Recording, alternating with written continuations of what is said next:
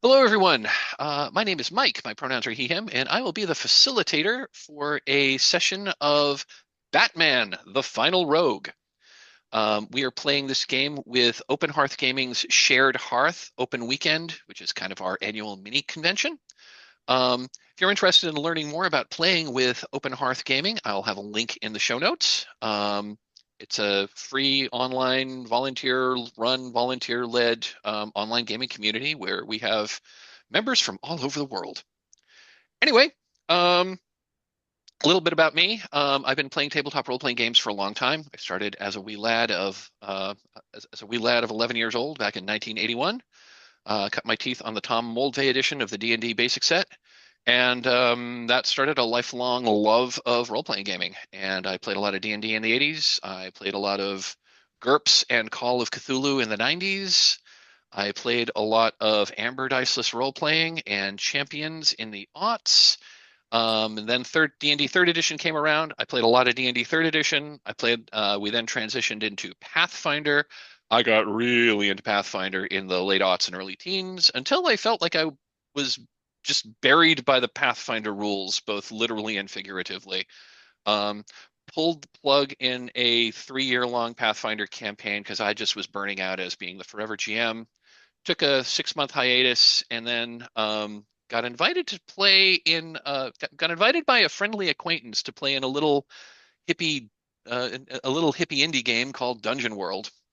And that was my first experience to story games in general and PBTA in particular, and that kind of opened my brain to a whole new way of playing games. And I've been swimming in the deep end of the story game pool pretty much ever since. So that's kind of where I've been for the past 10 years. I joined the precursor organization, the organization that became Open Hearth Gaming, back in, I want to say 2017. Um, I found out about it on the old Dungeon World Google Plus group, um, and hopped in and joined the game, and I've been playing off and on ever since. I haven't been playing with Shared Hearth with Open Hearth as much this past year, just because I'm actually involved in a couple of other online gaming groups that have taken more of my time. I'm hoping to turn my attention back to Open Hearth, like now and into next year. So hopefully those who are on Open Hearth will see a little more of me. Okay, I've talked a lot. Sorry about that. Let's go around the table and introduce our other players. Oh, one other thing. So let me know your name, your pronouns, your experience with Open Hearth Gaming, and also who is your favorite Batman villain.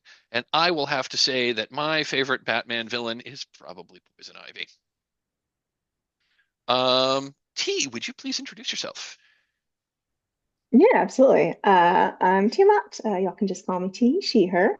I've probably been actively gaming with the Open Hearth for a couple months. I think maybe June or July was my first campaign. I've been sort of aware about the community for a while, and decided to join and have been having a lovely time. Also, I think Dungeon World was my first PBTA game as well. We were talking about it a little bit before the recording started. Uh, and oh, favorite villain. I mean, the Eartha Kitt Catwoman. What a classic. Hard to beat. Yeah, she's up there. Fantastic. Thank you. And Blake, would you please say hello? G'day, I'm Blake. He, him. I started playing back in '89, but I got into PBTA and story games. I think it was 2017. I heard about Monster of the Week and Dungeon World on Misdirected Mark and One Shot podcasts, and I thought those sound really cool. That's what I'm looking for because it just wasn't working with the more traditional games.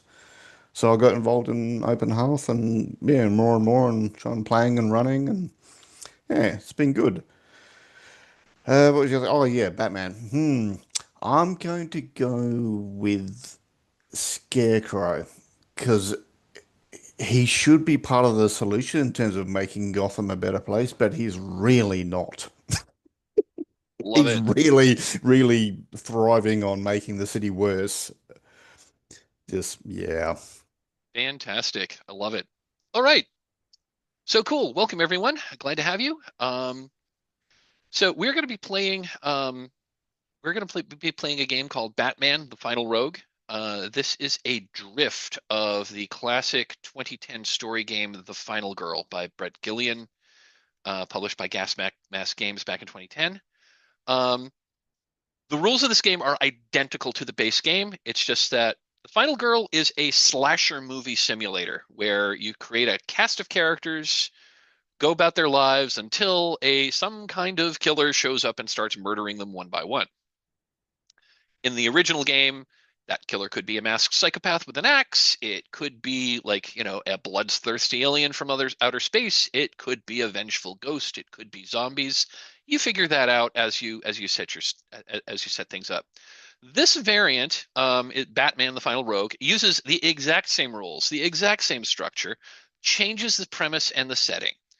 So the setting is going to be Gotham City. And instead of a cast of like innocent victims, we're going to create a cast of Batman villains who have gotten together to pull off some kind of big heist while Batman is away.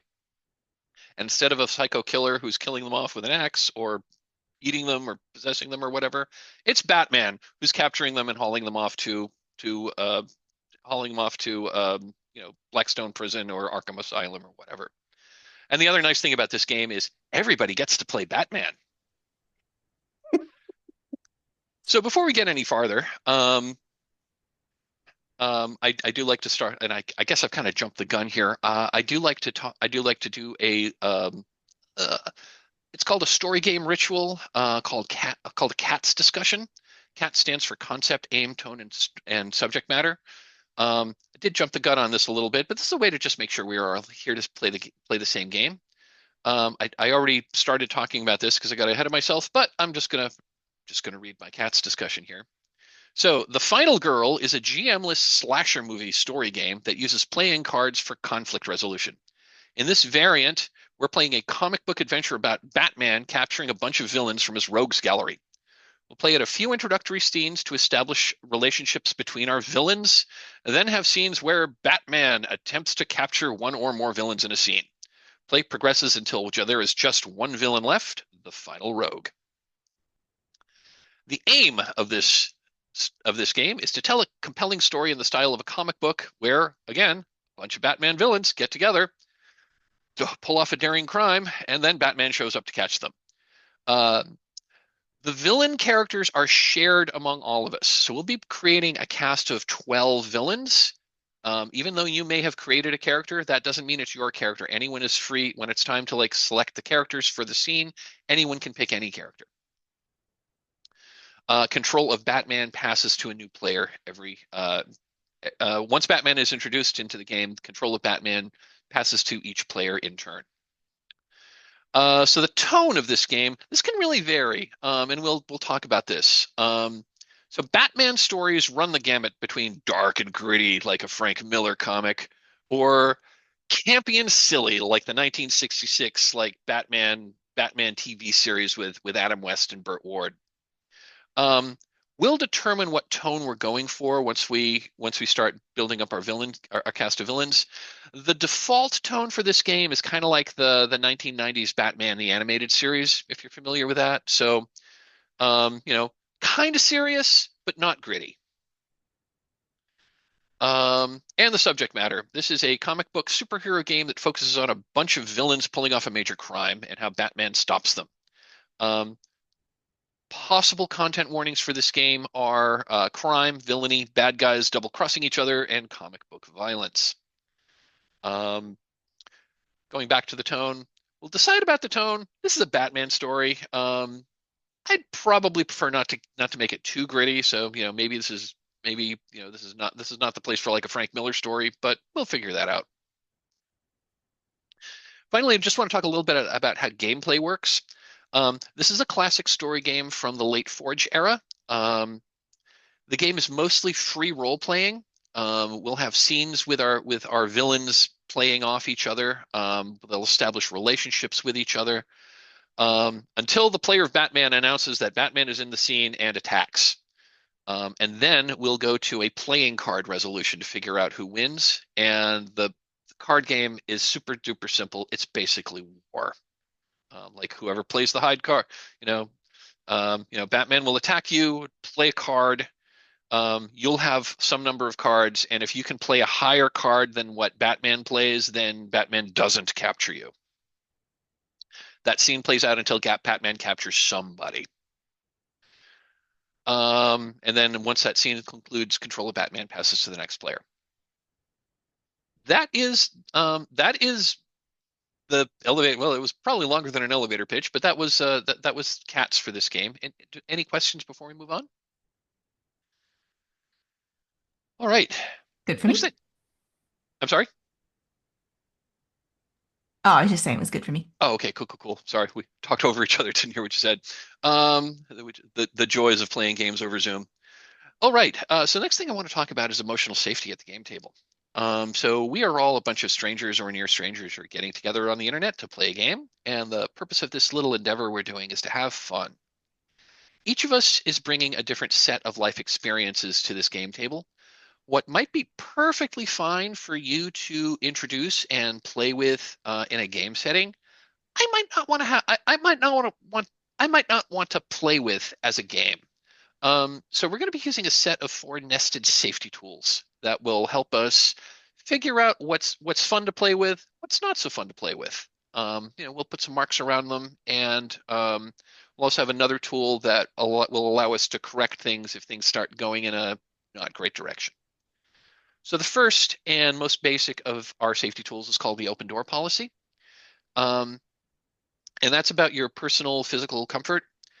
Basically, that just means we are all free to come and go from this game as we please. Anyone can call a break at any time.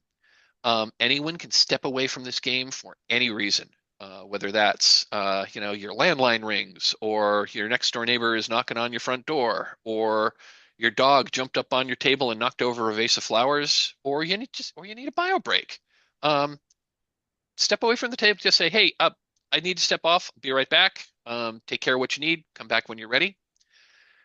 Also, we are all empowered to make the decision that, I think this game is really for me.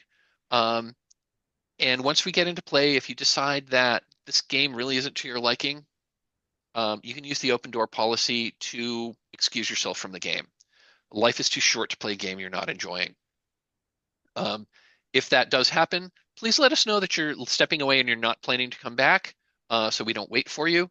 And our reaction is going to be, cool, sorry this game wasn't to your liking. I hope we can play something more to your liking again in the future. That is the open door policy. Any questions? Nope, all good. Awesome. So the second tool we're going to be using is called Lines and Veils. This was a tool that was developed by game designer Ron Edwards in the late aughts for his game Sorcerer.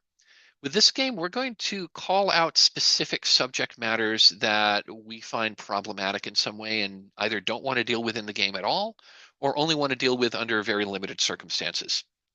So if a subject is lined, that means it is not going to appear in the game. I won't introduce it, you won't introduce it.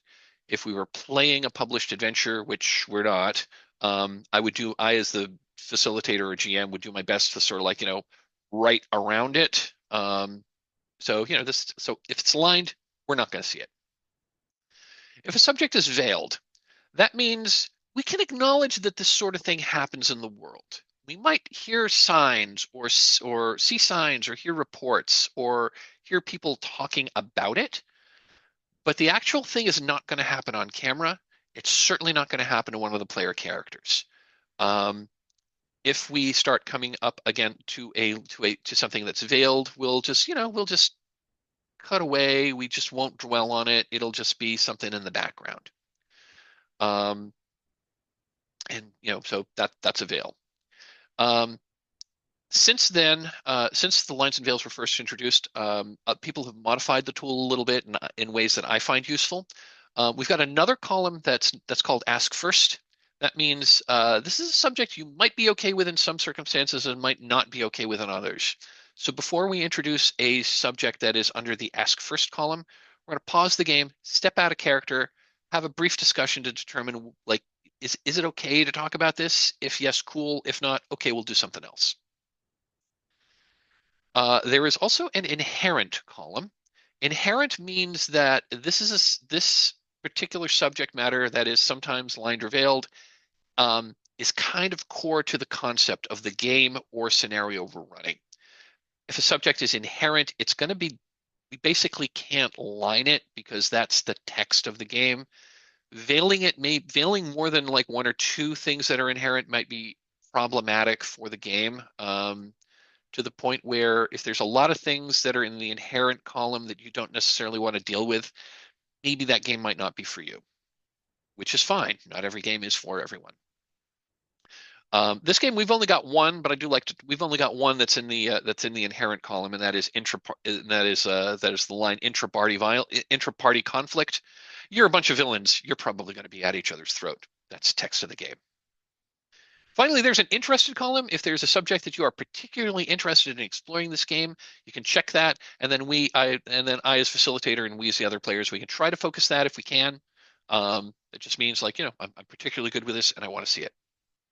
So I'm going to pause the recording. I'm going to let everyone take a moment to take a look at our character keeper and mark some things as lines and veils, and we'll come back once we've determined them. Okay, we have established a set of lines and veils. I just want to say one other thing, and that is our lines and veils document is a living document. If we encounter anything during the game that we realize we should have added to the lines and veils list, we can certainly do that. We can always come back and change things. Okay, that is lines and veils. Our next safety tool that we're going to be using is called the X card. The X card is a reactive safety tool, which we can use if the game starts going in a direction that we're just not comfortable with. If anything happens in the game that makes you feel uncomfortable in a bad way, you can invoke the X card. You can say, "Hey, X card." If you're on camera, you can make an X gesture. You could put something in the Zoom chat window, because I'm always looking at that.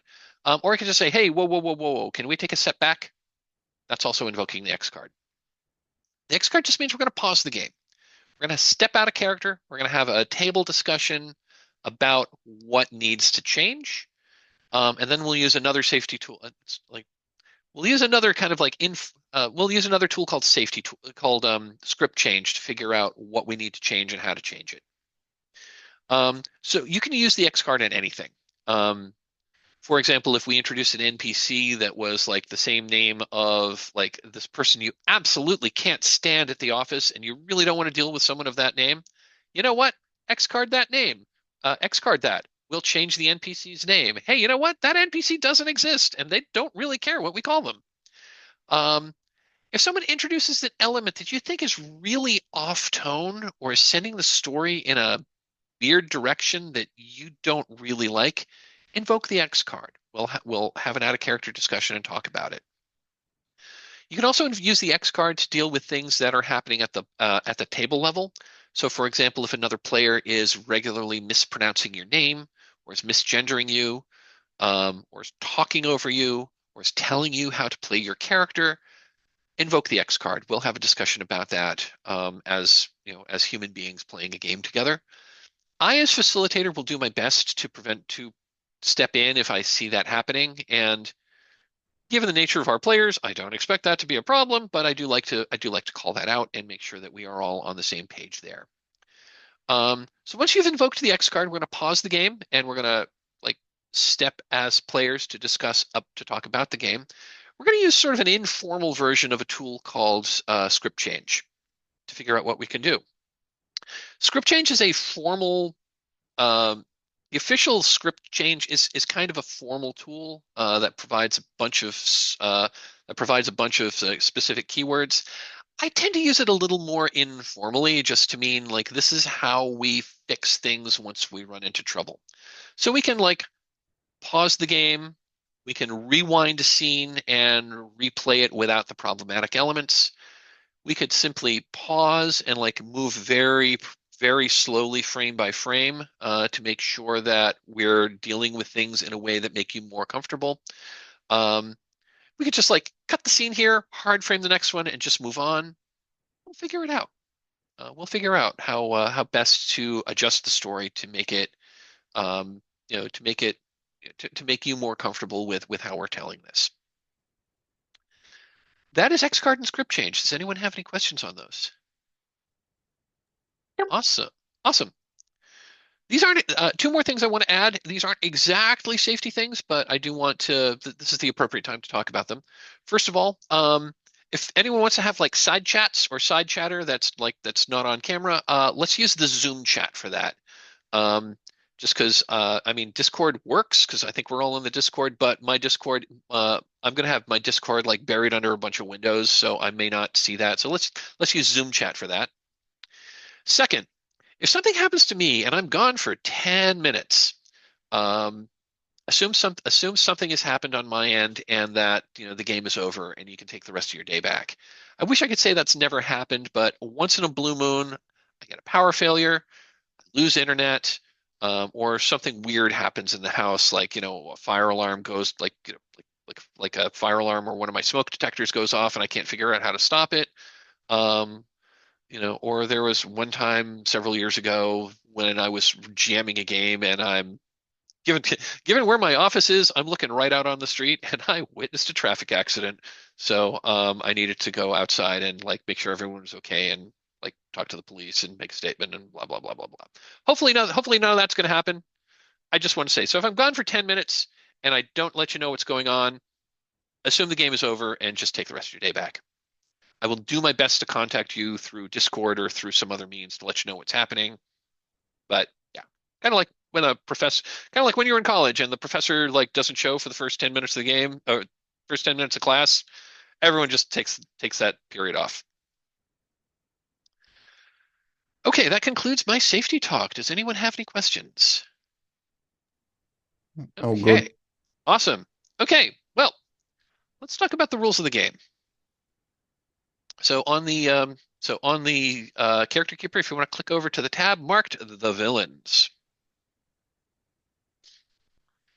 So we are going to create a cast of 12 Batman villains. We have 3 players, so that means each of us is going to introduce 4 characters. So we're going to have scenes with our character. We're going to have scenes with these characters. And I'm going to hard frame what our I'm going to hard frame the situation here just to like because this is a convention game, so we don't have time to really sort through everything. But the gist of the game is Batman is off-world with the Justice League, going off fighting Darkseid or whatever. The important thing is he's not in Gotham, so that means we've got free reign. And Gotham Museum is holding its annual gala, so it's going to be open. There's going to be a lot of rich people there. Right, and they're going to have a whole lot of money and jewels and the whole and like the entire museum ripe for the taking. So a bunch of villains have banded together. We're going to knock over Gotham Museum on the night of its annual gala. So that is going to be the premise of our situation. So the first thing we're going to do is I'd like to. So the first thing I'd like to do is I want to figure out like what is the tone, what's the tone and setting of this. I've run this in like the Batman 66 universe where it is 1966 and like the version of Batman is like the Adam West Batman, so it's like super silly, super campy. That can work. The default setting I like to do is like Batman and Batman the Animated Series, so it's kind of like the a weird Art Deco world that's got a lot of anachronistic elements. So people are driving like 19 cars that look like they're from the 1950s, but they've also got a cell phone. That's kind of the thing, and the other thing about doing it in that way is like we can mix and match villains from all sorts of Batman media. And if you have like another villain from like if you want to throw a Flash villain in or Superman villain in, that's absolutely fine. I've also seen people who have introduced villains that are introduced like new original characters, and sometimes that and those often work really really fine. Like the last time I played this, someone introduced basically a goon one of the goons, like one of the Joker's goons was there, who's a major character, and we looked on them and they weren't the final rogue, but they went really far in the game. So first and foremost, I'd like to say I've established what the premise is. Batman's away. At least that's what the villains think. So they're gonna knock over the Gotham Museum annual gala. Basically, it's the Met Gala, but in Gotham City. Um, and I was thinking, like go for like animated series, or folks want to do something else. How do people feel about that? T, you got a preference? Hmm. I like animated series works for me. Yeah. Okay, It does give us a wide scope, whereas exactly. like 66, yeah, that rules out half of them because they're too I mean, dark. you can always, yeah. I mean, you can always throw in like silly versions, like when I ran the 66, they had there was a version of Scarecrow there who never appeared in the 66, he was definitely being played for laughs, not for horror. Perhaps Okay, ironically, I feel like the animated series is less cartoony. it is. The animated series is less cartoony than the 66 TV series. Absolutely. Okay, we've got a setting, so we know the kinds of things we want to do. The way we're going to do, the way we're going to do this, and let me do one other thing here.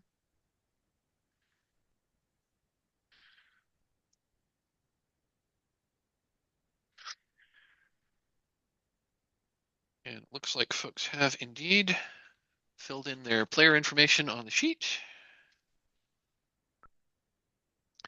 Okay, so the way we're going to do this, we're just gonna go around the table, and we're gonna establish who our villains are in this scenario. Um, I am so basically you pick a villain, write their name, write their like. So we've got 12 cards. All we really need is the name of the villain, a brief description of who this villain is, because there's it's fine to introduce like obscure ones, and I'll be the first to say I am no Batman scholar. There are probably a whole lot of B-list Batman villains that I am just not familiar with. Um, and Yeah. again, if you're a big DC fan and you want to introduce like a Superman villain or a Flash villain, or because I mean honestly, the Flash's rogues gallery is at least as good as Batman's, although they are a lot Yeah. sillier. Yeah. The Um, King Shark. yeah, King Shark. Again, last time I ran this, like Lex Luthor was one of the villains. Okay. So, I am happy to start to show. Oh, so the other thing that will, so so we're going to introduce our cast of villains. When the game progresses, scenes are in a couple of there's a couple of different scene types. Um, Once we actually start playing, we'll be starting with what are called introductory scenes. And with an introductory scene, one of the player whose turn it is to set the scene, frames the scene. Then we as players determine like which we'll each pick one of the villains from our cast of 12 to be in the scene. And we'll just Okay. have a short like Hmm. 5 to 10 minute scene there where it's just straight up free role play. The idea of the introductory scenes is to establish in character relationships with each other. So at the end of the scene, we will have an out of character discussion like, okay, what relationships were established here? Relationships can be one of three categories. You can be friends, you can be rivals, or you can be frenemies. That has um, and so that has rules implication once Batman comes in. So in an action scene when Batman is trying to capture you, you can help. You can use the game mechanics to help a friend. You can use the mechanics to hinder a rival, or if you're a frenemy, you can do either to them. Okay. So we will have three introductory scenes where we're establishing relationships between our villains. And with the intention of in the course of this short scene, and these scenes should not go more than 10 minutes. 10 minutes is on the long side. Um, we'll establish our relationships, and then like when the scene feels like it's a natural conclusion, we'll end the scene, and then the next player will frame the next one. We'll have 3 introductory scenes. The 4th scene of the game is called First Blood, and that means we will pick new characters. Oh, and we pick new characters for every scene. Um, in the First Blood scene, we must pick characters that have the smallest number of relationships with each other. So generally, if there's any that weren't in a previous scene and don't have any relationships established, we'll pick those characters. So Okay. First Blood scenes, they start out just like an introductory scene, except only two players pick or like except there's only one player in this one is going to be playing Batman. So the remaining players pick characters that have the smallest number of relationships. Um, the scene just plays out like in an introductory scene until the player of Batman says, Batman strikes." And so then Batman comes out of the shadows, and the player of Batman in a first blood scene, player of Batman just flat out narrates how he takes out the villains. So that's the first blood scene. Okay. The next player of Batman shifts to the next character, and then we go to what's called a standard scene. Plays out just like a first blood scene, except when Batman strikes, we then go to our card table, and we play and we go to our card table, and when Batman strikes, Batman can either attack a single character or can try to attack and try to capture all the characters in the scene. It's basically war. The characters in the scene will go to a playing card table.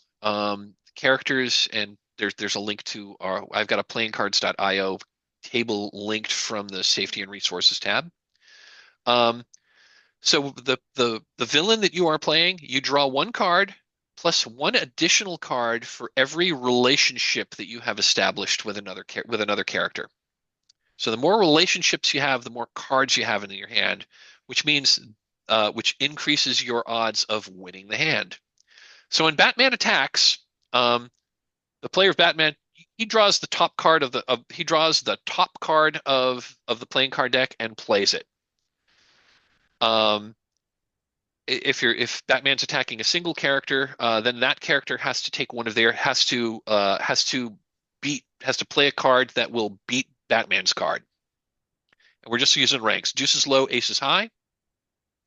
The suit order is I'm using the same suit order from the original game, which was bloody beats black, sharp beats dull. So in other words, diamonds beats hearts, beats spades, beats clubs, and that shows in the rules overview as to the order of suits. So if I play a 10, so if Batman plays the 10 of spades and you have a 10 of diamonds, the 10 of diamonds is going to win because diamonds beat spades. So the ace of diamonds is the highest card in the game. When Batman strikes, you can use your relationships if you are a friend of the villain being attacked, you can play a higher card from your hand. You can play a higher card on top of theirs. So you can try to beat Batman's by playing a higher card for your friend. If you are a rival, you can try to help Batman's hand by playing a higher card for Batman. If you're a frenemy, you can do one or the other, depending on which you would prefer. The scene ends. Basically, the scene ends when Batman captures somebody. So it would generally be better. So especially with only 3 players, we're generally only going to have 2 players and two villains in a scene. So if Batman beats your opponent, it might behoove you to so if Batman fails to capture the other person and you are a rival, it might behoove you to make Batman capture that one because then they won't be going after you. Make sense? And that's gameplay. And then we'll just continue to have scenes like that until there are a number of villains left in the pile who that is equal to or less than the number of players. Given that we've got a fixed end time and that we've only got 3 players, and that scenes are generally only going to have 2 villains, we'll probably need to invoke the convention rule. And the convention rule is when we've got 30 minutes left to play and Endgame hasn't yet been triggered by the number of villains that have been captured, we're going to trigger the Endgame. Um, and we'll talk about that if and when it happens. But ultimately, there's going to be a final scene where Batman like confronts the remaining villains and continues to attempt to capture them until there is one villain left. That villain gets away, and they are the final rogue. And then we'll have a little epilogue scene with that villain. That's how we play the game. Um, so let's go ahead and start creating some villains. Any questions before we move on? Not for me. Awesome. Nope. Cool. Okay. Well then, I'm happy to go first.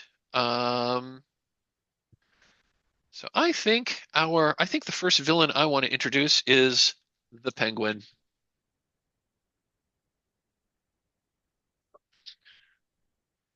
Yeah.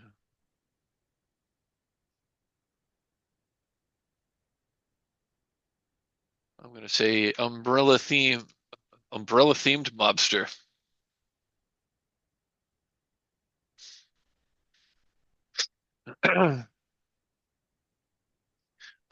Let's just kind of anyone have an idea? T, do you want to introduce a character?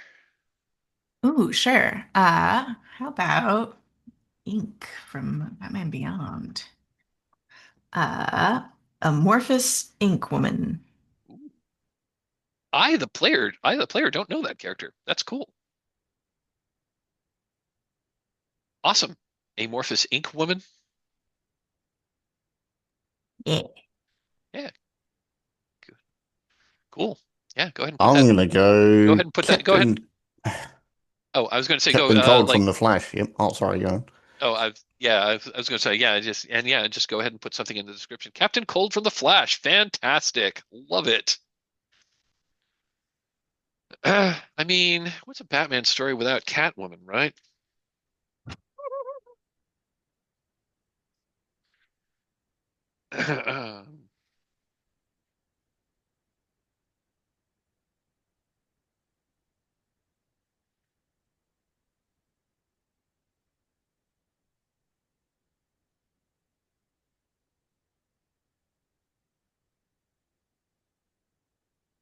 And let's do Ratcatcher.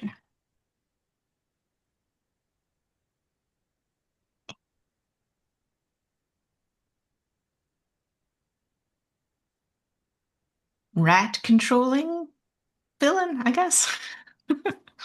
That is another character I'm not super familiar with, but that's awesome. Did I go to Wikipedia in preparation for this session? Sure did. 100%. Awesome. Right, so I've gone Black Mask. He's another mobster, but he'll personally get involved in violence. He has a temper, Okay. whereas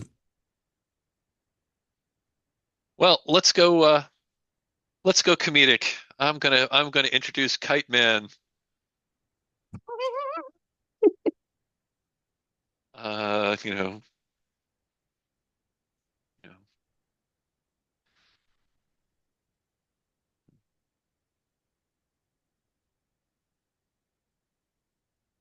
Actually, I think Evil Pied Piper is probably a better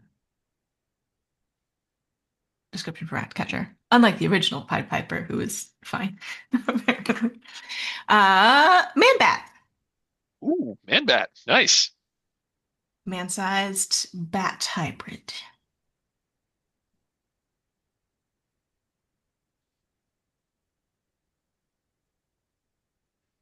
chuck in another Flash one. A Weather Wizard.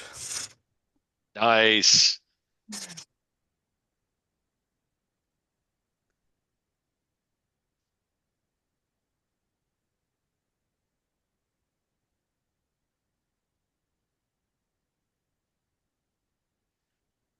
Uh,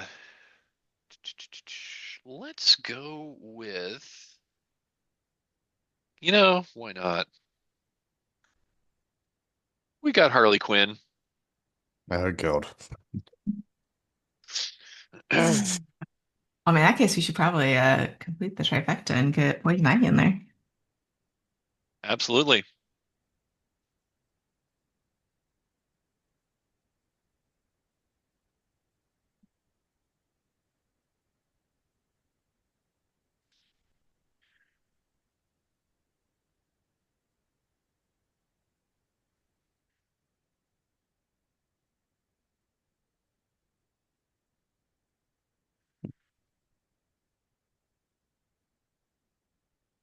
Trying to think of a good one-line description for Harley Quinn. Demented clown woman. Yeah. Giggling psychopath. I mean, to be Yeah. fair, that could be several people. You know what? I'm going to go the Riddler. There we go. Nice.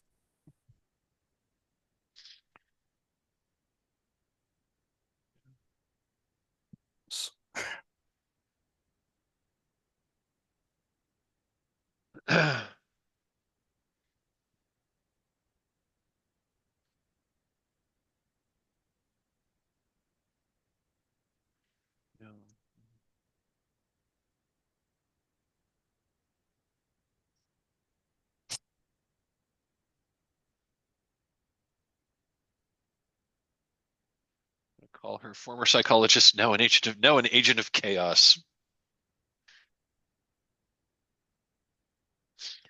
Okay, we have our cast of characters. Love it.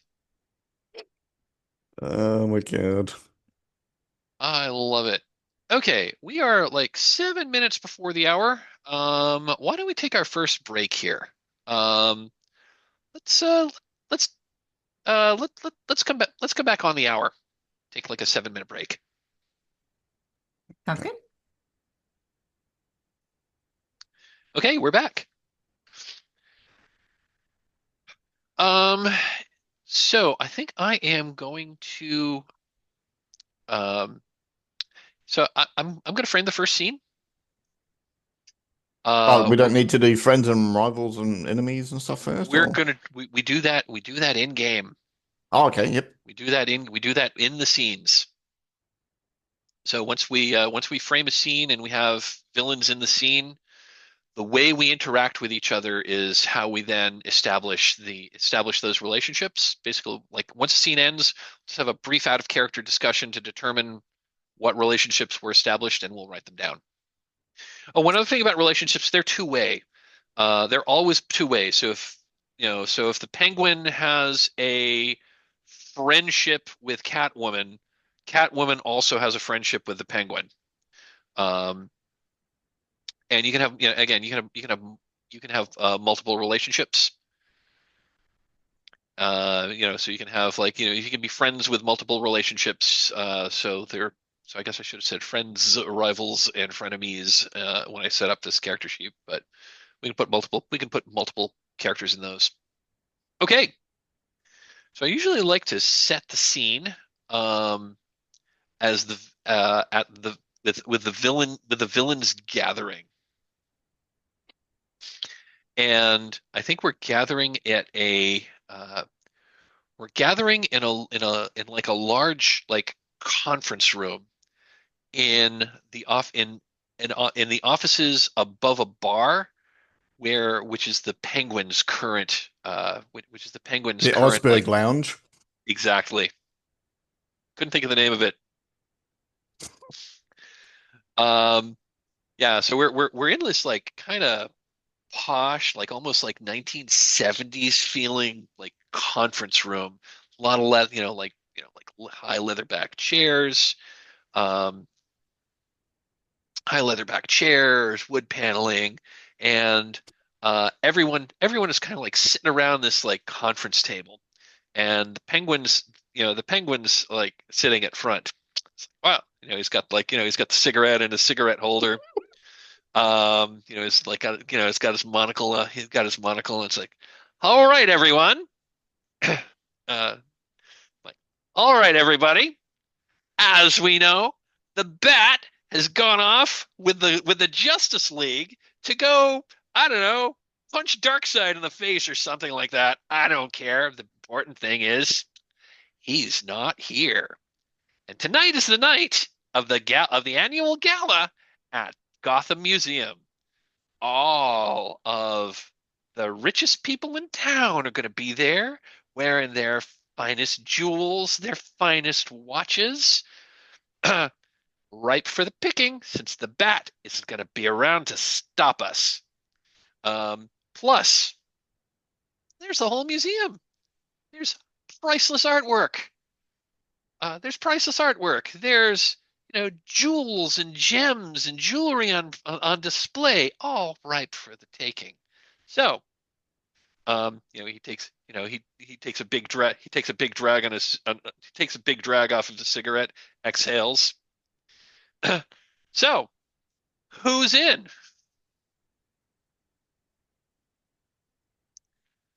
I think the Oh, weather wizard will. and I Sorry. out of character. So when you want, if you want to, if you, so to indicate that there's a character active in the scene, click the little checkbox that's on the same line as your character's name. Okay. Yep. Yep. Because All right. that'll indicate who's in the scene right now. So I chose the penguin. You're choosing the weather wizard Yep. and Catwoman. Okay, awesome. We have main characters in the scene. So basically, all of these characters are here because of the way I've established, but these are going to be the three ones that these are going to be the three characters that the camera is really focusing on. Okay. The weather wizard says, I think I can keep the authorities busy. Make sure they're nowhere near the gala. Yeah, give them some things to keep them occupied Um, for a Penguin, cut. I don't work for free. well, none of us work for free, of course. Um, I mean, we're going to gather what we can. This is going to be a catch as catch can kind of heist. So, what you steal is yours. But if you're going to like distract things, he takes another puff on his cigarette. If you're going to distract the authorities and keep the and keep Gordon's boys at bay, well, yeah, I think we can probably get you an probably cut you into a higher percentage. That would that would certainly make things easier.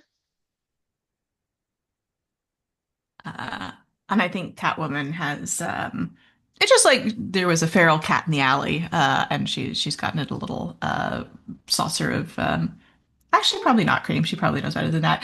She's got it some tuna on a little plate in front of it, and she's stroking. She says, "Well, the bat's away. The cat will play. This seems like a perfect job for a cat burglar."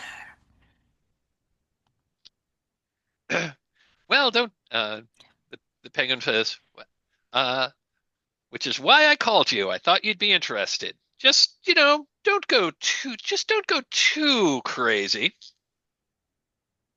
And she sort of looks down at a newspaper clipping that she's pulled out and been put on the table of some I think it's a diadem that's in the shape of like cat's ears set with sapphires, and she says, "I have my eye on something specific."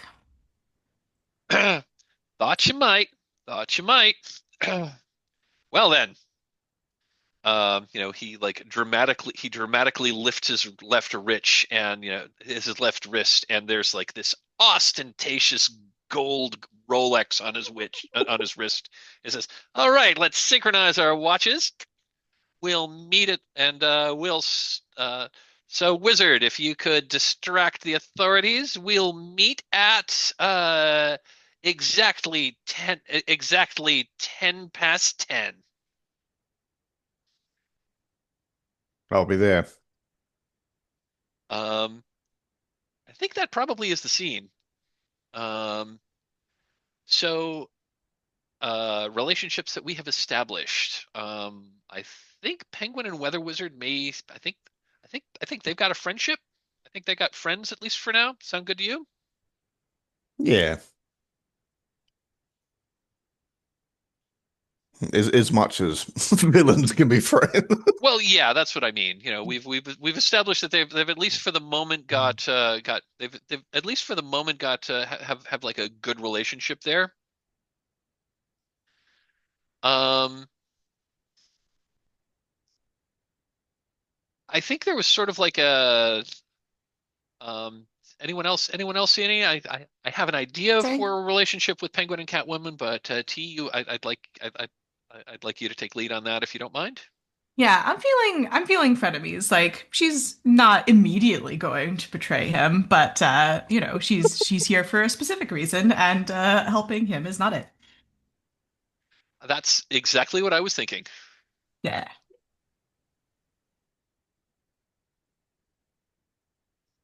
Yeah, so go ahead and put put the penguin in under frenemies.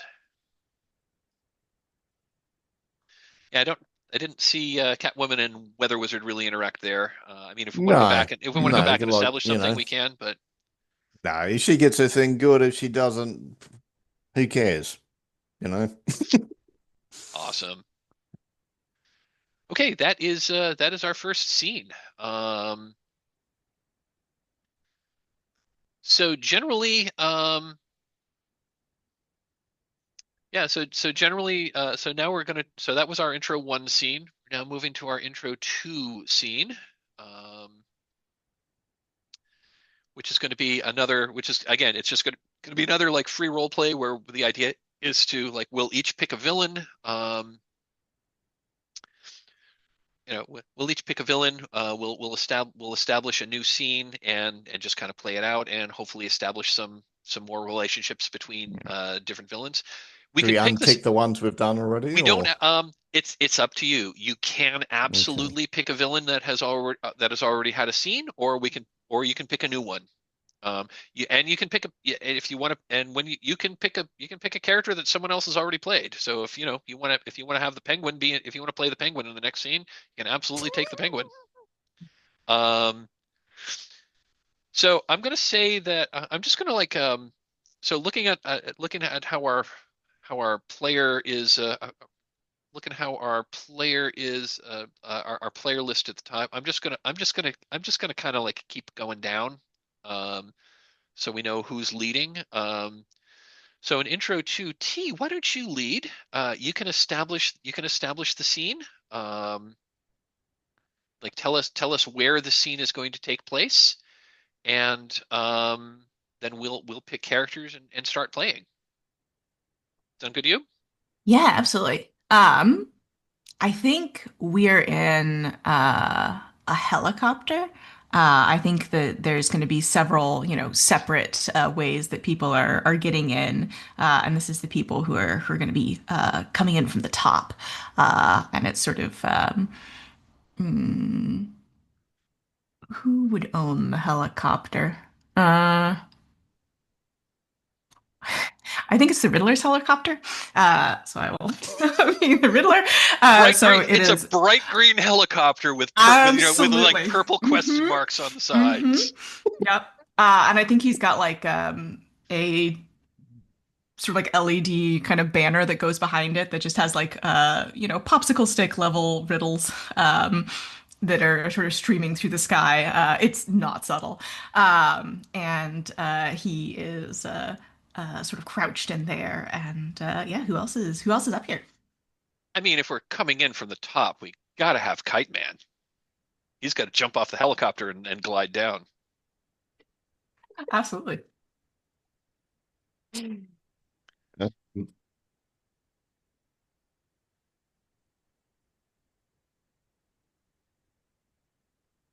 don't know. I'm thinking maybe Ratcatcher. Well, if there's a bunch of security guards or something, he's gonna deal with them. He's running interference.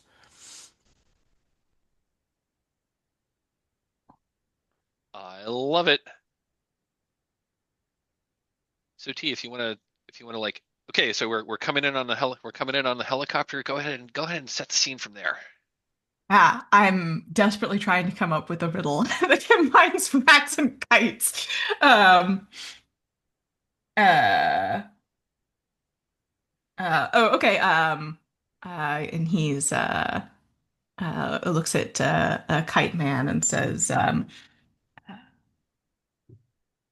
"What flies when it's on and floats when it's off? It's not especially kitey, but What riddle what me this: what flies when it's on and floats when it's off." fly what I flies can't when be any it's clearer. what flies when it's on and Floats floats when when it's it's off, off? yes. Oh, it's Uh, so obvious. um, don't tell me, don't tell me. Let's see what floats when it's off. Let's see. Well, there's a float in a toilet tank. That doesn't fly. Um, um, And I think the um. Riddler just Well, sort of like looks over at Ratcatcher like, can you believe this guy? Kite Man, not the brightest bulb. Yeah. Don't tell me it's coming to me. It's coming to me. Um, um, um, an ice cube? You know what? Sure. And he sort of like reaches over and plucks like a pigeon feather or something that's gotten stuck to your shoulder off, Oh, and oh, thank will you. sort of drop it, and it will float to the ground. Um, and the Riddler looks over to Ratcatcher and says, "Did you have to bring the rats with you? I'm going to have this thing deep cleaned when I get back to base." But they have their uses. Lots of things have their uses, and he sort of glances at Kite Man. An excellent So, point. so I gotta ask, Ratcatcher, do you actually name all your rats? Are they kind of your pets? They have their own names, Oh, okay. and they're more useful than some people. Uh, like, I, okay, yeah, I can see that. I can think of a few people that I could do without. So can I. And I feel like that's a good place to end the scene. Sort of, we see the helicopter beating away off into the distance with the, I don't know, it probably is a dome towards the glass dome of the Gotham City uh, So museum. it's a glass rotunda. Absolutely. Yep, yep. Um, well, I think everyone was dissing Kite Man, so I'm going to take both. I'm going to take both. I think Yep. both the Riddler and Ratcatcher are like rivals with Kite Man. And I feel like possibly frenemies with the Ratcatcher and the Riddler, Sure. or Let's do that. friends. Like Could frenemies, be okay. friends. Yeah. Let's go with frenemies. Because I think Oh yeah, because you didn't like his rats and stuff. So yeah, yeah, Yeah. they're frenemies. So for now. Yeah. Okay. But you know, you could tell by the look in his eyes that the Kite Man's totally going to be the patsy now. Mhm. It's I just like, mean he's usually the patsy. Kite Man is one of Batman's dumber villains, yep. which is kind of why you play him for laughs. And I'll pass it to Blake. Okay. Okay. I'm gonna deselect the characters that are in the scene here, and we can pick new ones. So yeah, you go ahead and frame the scene. um, I think Captain Cold has like frozen some security personnel that was supposed to be heading in, and whoever's with him, you're helping getting changed to dress up like security staff because he likes to plan ahead, and he's like, okay, so you know we gotta get the gear on, and we'll just walk in the back door with their passes that he so gratefully supplied. Okay, so this scene's gonna take place in like sort of like the back the service entrance. Yeah. Oh, okay, love it. So we've got a so we're approaching in like we're like approaching in a delivery van. Security, yeah, yeah, security delivery van, and they're like, you know, quick, get the uniforms on before you leave the van in case there's surveillance. Got it. Okay. I think I'm gonna play Poison Ivy in this one because again, she'll just dress. She's like dressed in a, she's dressed in a security guard's uniform with, her red hair tucked up under her cap. She's not doing anything about the fact that she's got green skin. Yep. I feel like Harley Quinn is probably there as well, and she's from the neck down, security uniform, neck up, absolutely has the jester hat on. I was thinking like the security guard uniform with like, one blue and one pink ponytail coming out. Uh, Either way, Uh, Paper thin disguises. paper thin disguises. Yes, absolutely. uh, If we're playing if we're playing Hearts of Wulin, like paper thin disguises always work 100% of the time, but this is not that game.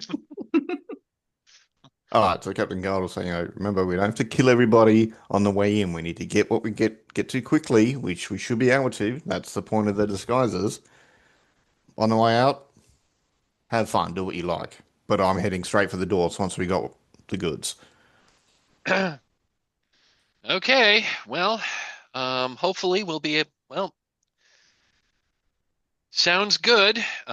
She looks at Ivy looks at Harley and says, "Now remember, I'm going for that. Now remember, I am going for those ancient pieces of petrified wood that are on display. I need them for my latest experiment to try to figure out how to, I need these ancient petrified wood so I can figure out like run some analysis to figure out what the ecosystem was like back then. So hopefully we'll be able to replicate it now to counteract global warming. And if I have to destroy and if I have to destroy every industrial zone in Gotham City, by God, I'm going to do it." I think Harley pulls out her comically oversized hammer and just sort of shakes her head a little bit and says, "Oh, Ivy, you're always all work and no play. Sometimes you gotta let your hair down a little bit. No, I guess, sorry, your branches." you know, she's just, yeah, she adjusts her cap, like, yeah, I know, I kind of have to. This is really uncomfortable stuffing all your hair up in one of these. Cold. Are you sure that dressing up like guards is the way to go? Trust me, I've done the numbers. This will be the quickest way to get us, for us to get what we want out of this place. Because let's face it, do you trust everyone else that was at that table?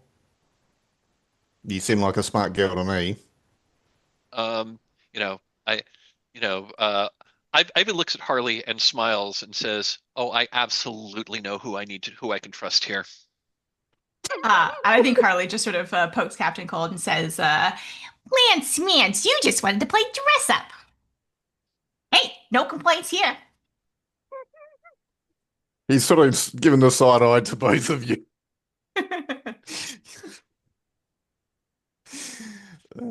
But then again, he does that to everybody, so yeah. The cold shoulder, right?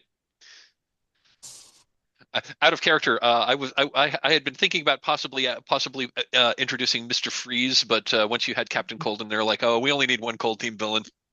Yeah, yeah. All right. That's probably Um, good there, I think. yeah, okay, yeah, that's good.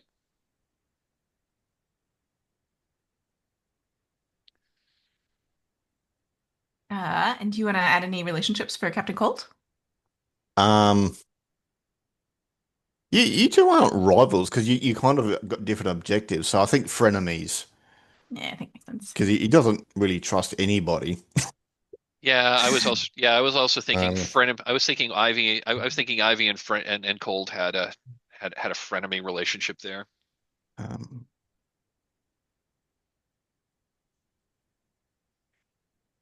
Yeah, And then what are you thinking for Ivy and Quinn? I was thinking friend. Yeah, I like yeah, that. they've been friends in a lot of the stories.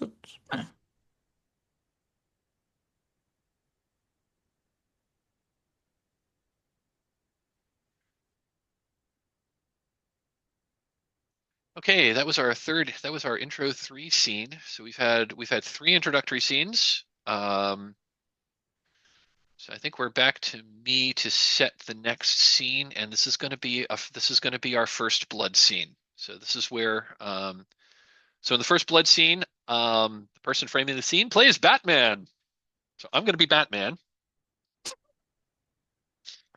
So in a first blood scene, we're going to introduce so you need to pick so the other players need to pick characters that have the fewest number of relationships.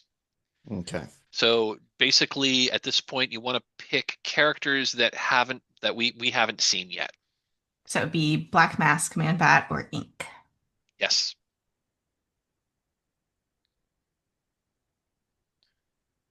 So I won't be picking a character. So I think the next scene is going to be I think the next scene is going to be like in the gala. I think it's going to be like in the gala. Hmm.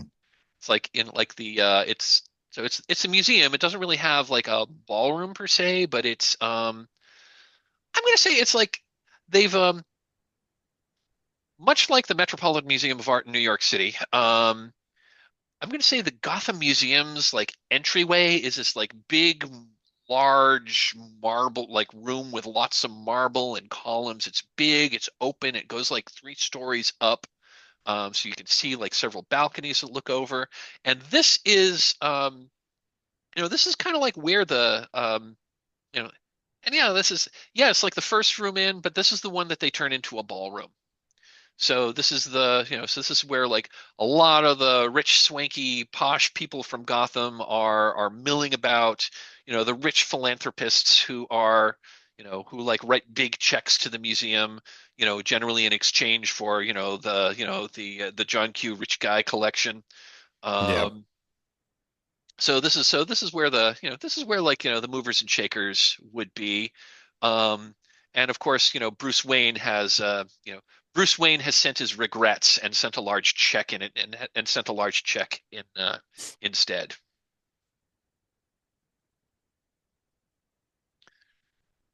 Oh, you know what? I'm gonna belay that, and of course Bruce Wayne is there, being one of the biggest Ah. philanthropists in town.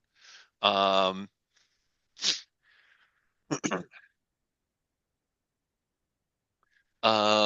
so yeah, So, I think that's gonna be the scene, and how y'all want to enter is kind of up to you. I was thinking probably like that's when you all walk through the front door and like, hey guys, this is a stick up uh, or something like that. But I was actually thinking first thing happens is the lights go out because for Man Back in Ink, it's like bang, suddenly, lights go out and they're love in it, the room. fantastic. Okay, there's the scene. I'll let you two take it away. So I think we probably enter together, and Ink says, I think I'll relieve some of these people of their fine fountain pens. Yes, I'll borrow as much as I can from them. I've research to fund, and he'll start sort of moving amongst the crowd in the dark, taking watches and necklaces and And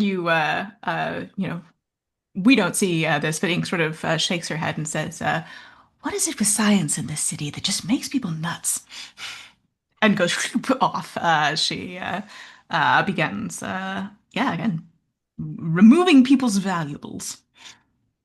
Um, while in this while this goes on, like Bruce Wayne was talking to the mayor, and he says, "Excuse me, Mr. Mayor, I'm going to see if I can get that power back on," and excuses himself. Keep going. Yeah, and I think Ink is just sort of thematically interested. And like I said, I think the theme of the gala this year is something like the written word, right? So there's some like beautiful manuscripts around on different topics, and a couple of the dandies in attendance have rare fountain pens that they're wearing as part of their outfits, and she is you know moving between sort of liquid and slightly less liquid as she just sort of flows over the crowd, yoinking at her leisure. And I think she can probably hear the squeaking of Man Bat as he's Hmm. up to something. I think if there's any security guards in there, then he will like knock the torches out because he wants to retain the element of darkness. And maybe, Um, hiss in their face or something to freak them out. and and and this is when Batman appears. There is a brief strobe effect, and like standing at the and like standing arms akimbo, silhouetted by this brief flash behind him. Batman is standing on the set on the mezzanine of the second floor. And that's when a batarang trailing a cable like flies from his hand and like whips around Man Bat, who is like flying through the air, and like he goes thudding to the floor as there are like shrieks as many of the rich people like move away. um, Gatsby. And I will just tell you this since you're not familiar with the character. Ink can't get wet. Ink can't get wet. Yeah, Oh, okay, cool. I was going to it's say a very I was un, straightforward weakness. I was unfamiliar with the character, so I was actually just about to ask what is Ink's weakness? Any um, liquid that's not any her. any liquid. So I think when that happens, there's like another flash behind where Batman had been standing, and he's not there anymore. Um, and instead, I think we see Ink as she has like pulled a solid gold vintage fountain pen out of the pocket of one of the prominent philanthropists, and that's when Batman suddenly is behind her, and he dumps the punch bowl over her head. Rude. And I am not going to scream, but she howls as she melts into a much more amorphous sort of little puddle. And, And Bless from and you, Bat Man Bat's Batman! just screeching and and from in his bat. and from his belt he produces the bat wet vac, and he produces a bat wet vac and like sucks up the amorphous ink into a container. Dear. And he then looks around and says, "Everyone, the party's over. You all have to leave now." And I think the scene will end there.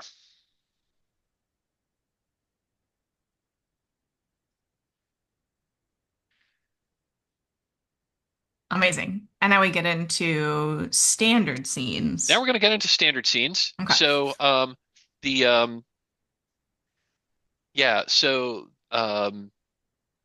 actually I'm gonna set the so one other thing that matters. So you go ahead and click. Yeah, it looks like someone has gone ahead and hit caught. The They don't actually count. I'm trying to remember if they count toward. Basically when you're Batman and you like in the rules of the original game, when the killer kills a victim, um, this is this was written in the days before like online gaming, so these were all like on index cards. The idea was you would write dead on the card, and then the player of the killer would then like take the card and stack them in front of them. Like at the end game, basically whichever player has the most kills gets a certain amount of narrative authority in the end game. So that's why it matters. I don't believe the first blood counts just because there's no. I let me double check. Oh wait, yeah, it does count. So yeah, those do count as kills or captures in this game. Okay, cool. Yeah. So Ink and Manbat are now out of contention. Um, I need to take a brief break, so I'm going to pause here. I'll be back in like a minute or two. Okay, and we're back. T, you can frame up the next scene, and Blake and I'll figure out which villains are in it. I also want to, if you don't have it yet, if you want to go to the Safety and Resources tab, there's a link to a playingcards.io playing card table. And once Batman enters the scene, we'll step out of character and if you're not familiar, I don't know how familiar you are with playingcards.io. I have a really simple table set up. This is a really simple card game, but I'll share my screen and just show you how it works. Sounds good. Uh, and I think Blake had a great suggestion. We're in a hall of statues. And because, of course, it's literature themed or the written word themed, it's a bunch of literary characters. So I think there's like Captain Hook from Peter Pan, Troilus and Cressida, right? A bunch of literary figures in this hall of statues. I imagine that when Man-Bat knocked out the power, it's resulted in sort of like dim lighting throughout the museum. So there's shadows being cast up on the walls, and it's all very dramatic and sort of American Gothic-y. I love it. Um, I think I want to play the Riddler here.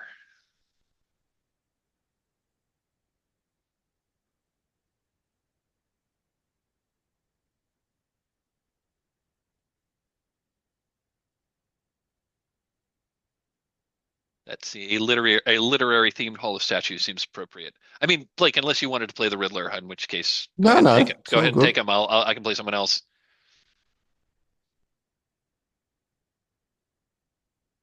Um, oh, well, if we're talking intellectuals, I'll go Kite Man. There we Beautiful. go. Maybe one of the statues is, I mean, it's not, he wrote some stuff. One of the statues is Benjamin Franklin, with his, he's holding a kite because he's preparing to do his electricity experiments. Yeah, I think Kite Man will be doing a selfie because he's kind of a fan, even though he hates to admit it, of standing in front of Franklin.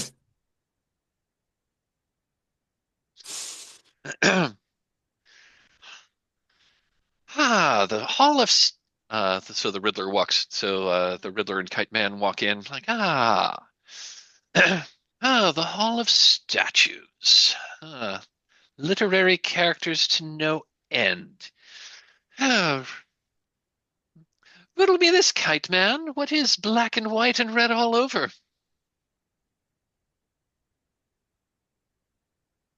You taught your cat to read? Is that what you're trying to tell me? Kite Man, you're absolutely no fun. And I think you hear a voice from the shadows. It's a newspaper. And a batarang comes out. And at this point, I think we begin to use resolution mechanics, correct? Okay, so yeah, let's talk the game. So if you want to bring up the playingcards.io, so Mhm. Batman has the player of Batman has the option to attack a single villain at a time, or you have the option to attack all of the villains in the scene. Um, so the Kite way that Man looks like he's going to get the cord and run around Batman, if that helps. now the that is a since we only have three players, that's kind of a distinction without a difference. Because the way this works is, at least one villain needs to get captured in every scene, and at least one villain needs to get away. We've only got two villains in these scenes now, so it's nice that they're like short and snappy. That way we can, get to the that way we can get to the end game. So attacking one villain or attacking them one at a time or attacking all at once is a distinction without a difference with only three players. But I'll just say how it works. Um, so if you're attacking a single villain, so So now that we're in the scene, every villain draws one card plus one card per relationship that you have, and it looks like both of the villains have two relationships. So both villains will be drawing three cards. If you'd like, I can share screen just to make sure that we know that we're all on the same page here.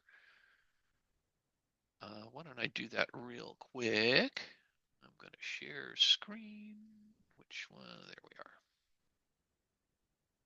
So you should see my screen now. Yep. So yeah, so this is the playing card table. So as a player, like down here, this is your hand. So if you can draw cards and place them in your hand, and then you're the only one who's going to see them. So Okay. like for example, I've got three. I have two relationships, so I'm going to draw three cards. So if Batman were to be attacking the Riddler, you say how Batman establishes the attack, and then Batman would draw a card and put it in the middle of the table, which everyone should be able to see, and then click it.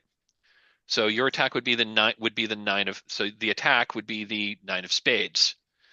So um, I would then be able to play. So basically, I would then basically play my high card. In which case, this is I'm playing the queen. I'm playing the queen of hearts. So that's going to beat Batman. That's going to beat Batman, which means um, Batman does not successfully catch the Riddler, and then we then I, the player of the Riddler, describe how I evade Batman's attack. Um, you would then player of Batman would then attack the other character in the scene. Um, by playing another card. Um, again the player of the other character um, will attempt to play a higher card.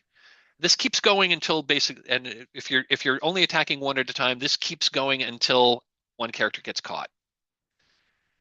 Instead, you could attack all characters in the scene, in which case you play a single card, and then all of the villains need to try to beat that card.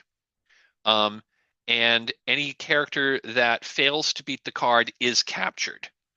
Um, if there was a situation where you're attacking all villains, all victims in a scene, and everybody would lose, one character does need to escape a standard scene. Um, so basically, the high card still gets away, even though it would normally be caught. Does that make sense? Yep. Cool. Then once the scene is over, we hit the reshuffle card, and that recalls all cards. So everyone gets a new hand every game. So that's how it goes. So I'm going to stop the share. So I think he is attacking everyone. They're sort of he set up some launchers, and there is Nice, a bunch of sort of like crisscrossing wires that got fly it. through the air, So yeah, using Kite Man's own tricks against him. fantastic. So Blake, draw three cards and put them in your hand. Okay. Yep. Okay, awesome. So yeah, go ahead and T, go ahead and describe Batman's attack on how Batman is trying to capture both Kite Man and the Riddler. Yeah, absolutely. There's this hail of batarangs, trailing wires that crisscross through the air, attempting to tangle them both in a net. And I've drawn the eight of clubs. You draw the eight of clubs. Well, Mm. oh, and I'm also going to say here's also how relationships can change things.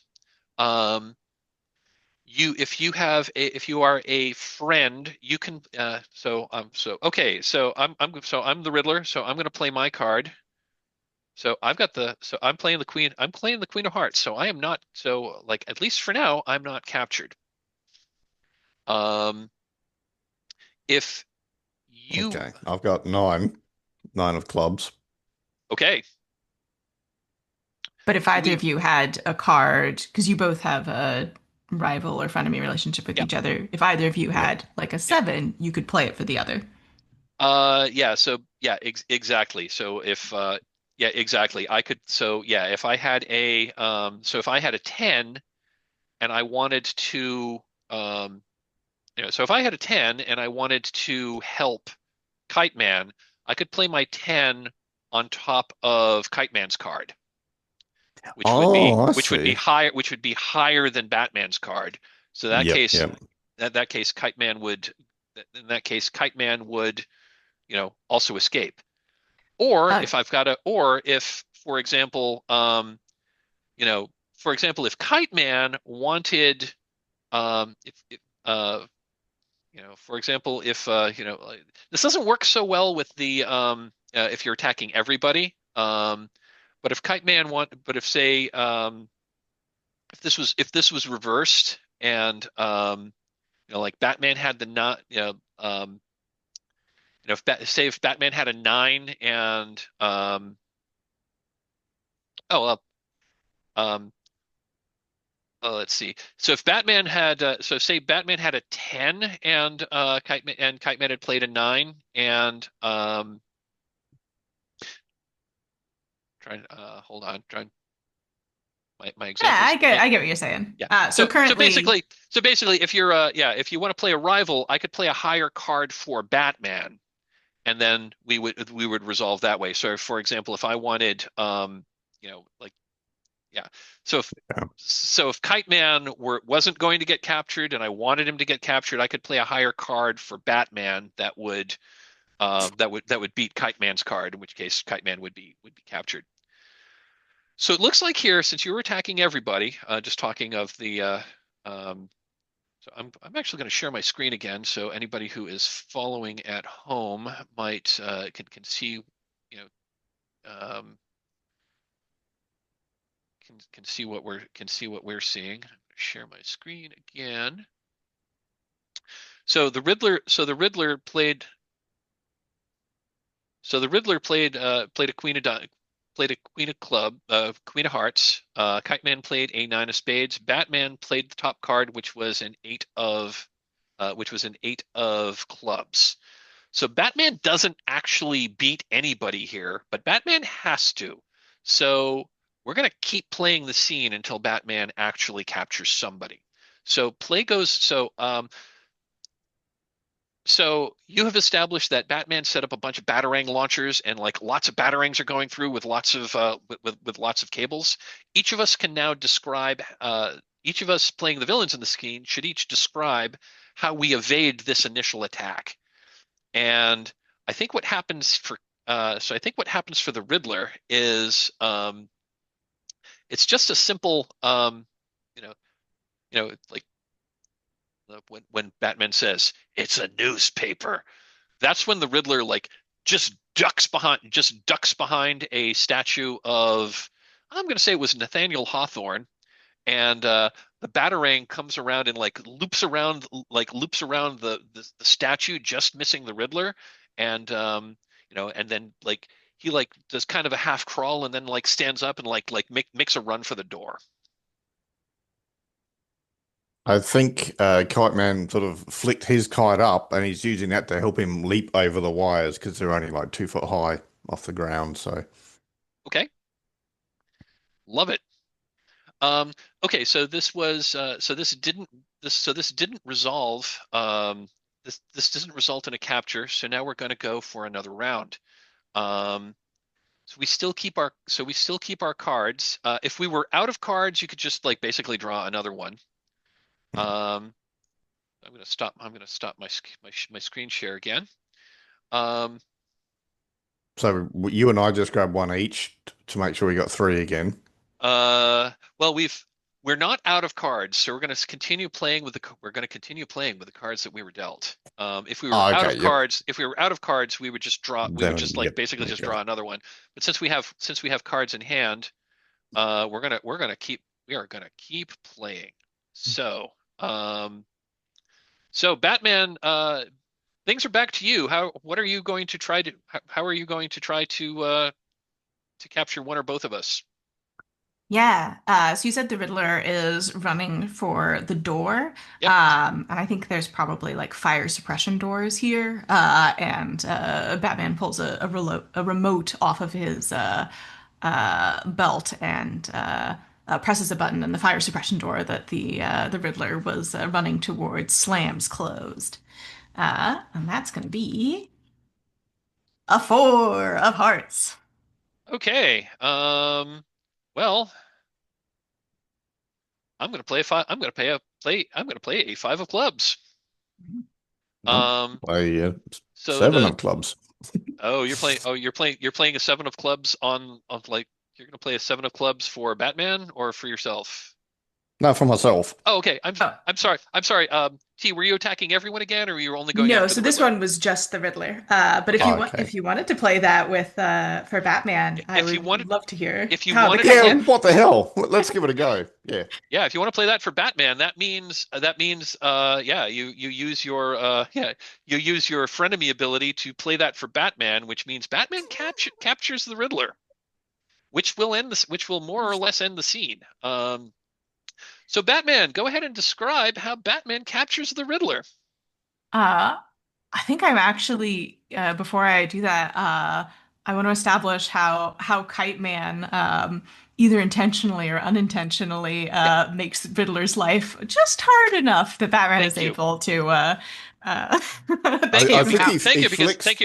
thank you because that is important. I forgot to mention that. Ah, you're good. I think I think he flicks two kites so they go around the Riddler in like a big line as he runs the other way. I love it. Absolutely. I Classic love it. escape kites. Um, uh, yeah, and they sort of foul the Riddler as the this door closes right in his face, and he turns to sprint the other way. And of course, Batman is just there already, and will uh, Punch to punch yeah, yeah, a punch to the face and the Riddler just goes down because the Riddler is yes. not a fighter. WAPO is posed across the screen for a Kapow! second. Kapow! Exactly, exactly. And the Riddler slumps to the ground. Okay. Riddler is caught, and T has caught them. Okay, so the other thing is, so Kite Man escapes. Kite Man escapes this encounter. Please take one survivor point. Survivor points work basically the same as having a relationship.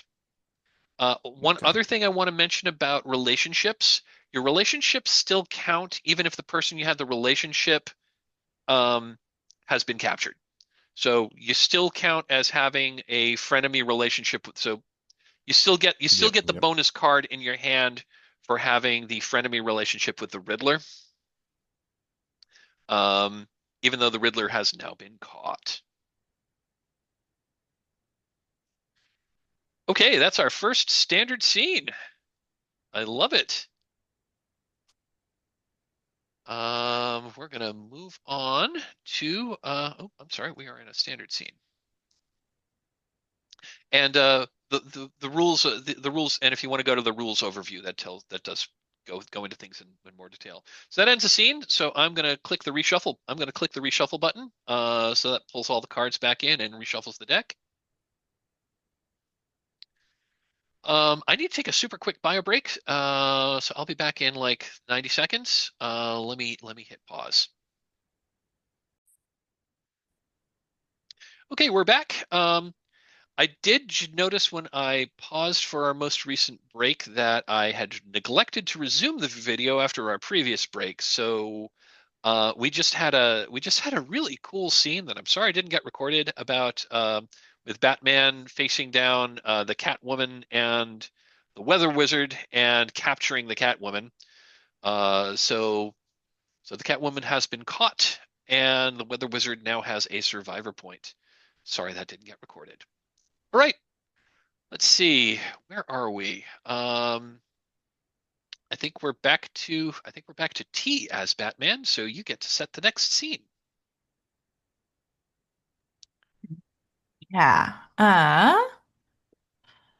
I think we're in the Hall of Minerals. So there's a bunch of cases with fancy rocks, and then obviously, I think in the middle of the room there are two or three that have very beautiful gem specimens in them. That even with the sort of dim lighting, I think they have emergency lights, spotlights that are right down on them.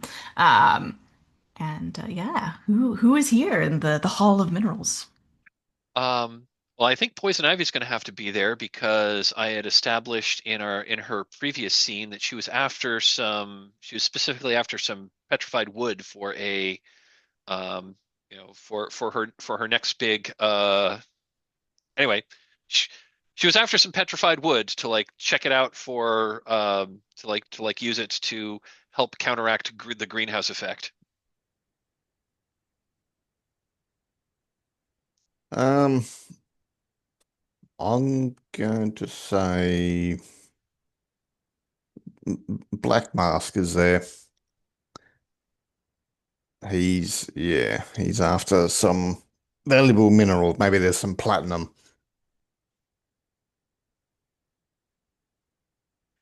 Okay, awesome. Yeah, I the player. I'm imagining the Hall of Minerals from the Smithsonian Institution of from the Smithsonian Natural History Museum, which is the one I probably know the most. Been to the most. So cool. So yeah, we've got the red emergency lights are on, but yeah, some of the spotlights are still on, and Ivy is. I think we see the scene where Ivy is standing in front of this big display case of this like this large piece of petrified wood. It's like, it clearly was a log at one point.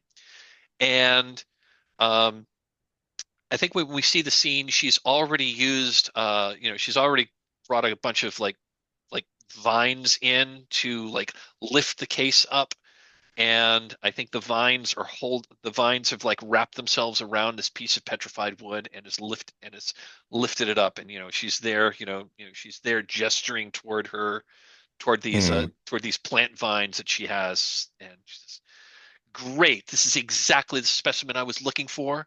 Um, Once I run the analysis and I can tell what the atmospheric content were when this tree was still alive, that's going to give me a baseline for my next plan. You know, for my next plan to take down the Gotham Chemco. Well, that doesn't make any sense at all. When he sort of dusts off a bit of imaginary dust from his suit. The only thing worth here is this platinum, not some chunk of wood. Well, I think you. I mean, platinum, and she says this, and she's now like walking toward the entrance, like with these, these vines following her, holding this piece of rock that's probably weighs like, 600 pounds. Um, she says, I got to tell you, Mask, like platinum is useful, but mainly as a catalyst to remove more toxins from the atmosphere. It's one thing that, I mean, the EPA is at least good for something. And she looks over her shoulder at him and like, I'm not here to rob this place. I'm not a criminal. I'm an eco-terrorist. Well, that leaves more for those of us with enough brains to rob this place. And he smashes another case and puts some more stuff in his suitcase. And it sounds like Poison Ivy is sort of getting close to the exit of the room, and I think stepping out of the shadows in a swirl of cape is Batman, and he says, "Ivy, you know that belongs in a museum. This one specifically." Oh, you're here. I thought you were, geez, Batman, I thought you were out of town. Well, so be it. Well, so be it. And I think um, you know, I think she like moves quickly, attempting to get past Batman. She's going to like throw some vines up to like knock him out of the way so that she can make a run for the door. And Uh, Black Mask will get behind a pedestal or something and start, cock his gun because he's basically a mobster. yeah, absolutely. So Poison Ivy's trying to entangle Batman. Black Mask has a gun. Uh, So let's see. Poison Ivy's got two relationships. She's got a friend with Harley and a frenemy with Captain Cold. So that means I'm drawing three cards. Yeah, and I think Batman identifies Black Mask as the greater threat in this situation. And so as you are behind, crouching behind this pillar, you hear a little deep deep from in front of you, and you look down, and there is some sort of device that is bat-shaped, and a little light goes off, and then there's a poof as a net explodes out of it. And yeah, Batman is trying to capture Black Mask. And Okay. if you've got your cards, that's a four. Got a 7. Yeah, so how do you evade this net? Um, What's up for you? yeah, he just throws himself to the side. So he's slid along the floor, but he's not able to fire back. He's just sort of, you'll pay for that, rodent. And I don't think Batman's looking at you anymore. He sort of was hoping that that would just work, and he's pulled out some pruners from his belt, and he is working to snip the vines that are carrying this heavy piece of petrified wood, and says, "I thought you were better than this, Ivy. Petty larceny." It's for the greater Says, good, Batman, for the greater good. And uh, she attempts to throw more vines around the log, grab it, and she's just wants to get out of here because she's found what she's looking for. and that's an 8 for Batman. 8 clubs. That's an 8 from Batman. Well, unfortunately, the best I can play is a 6. So tell me how Ivy gets captured. Yeah, so I think it sounds like she's really focusing on trying to get the specimen out. That's her main goal. And I think as the Batman is sort of snipping these vines that are carrying it, and she's sort of darting around it, trying to bring up more. We see another one of those little net trap devices, and as she passes in front of it, the motion sensor goes beep beep, and a net.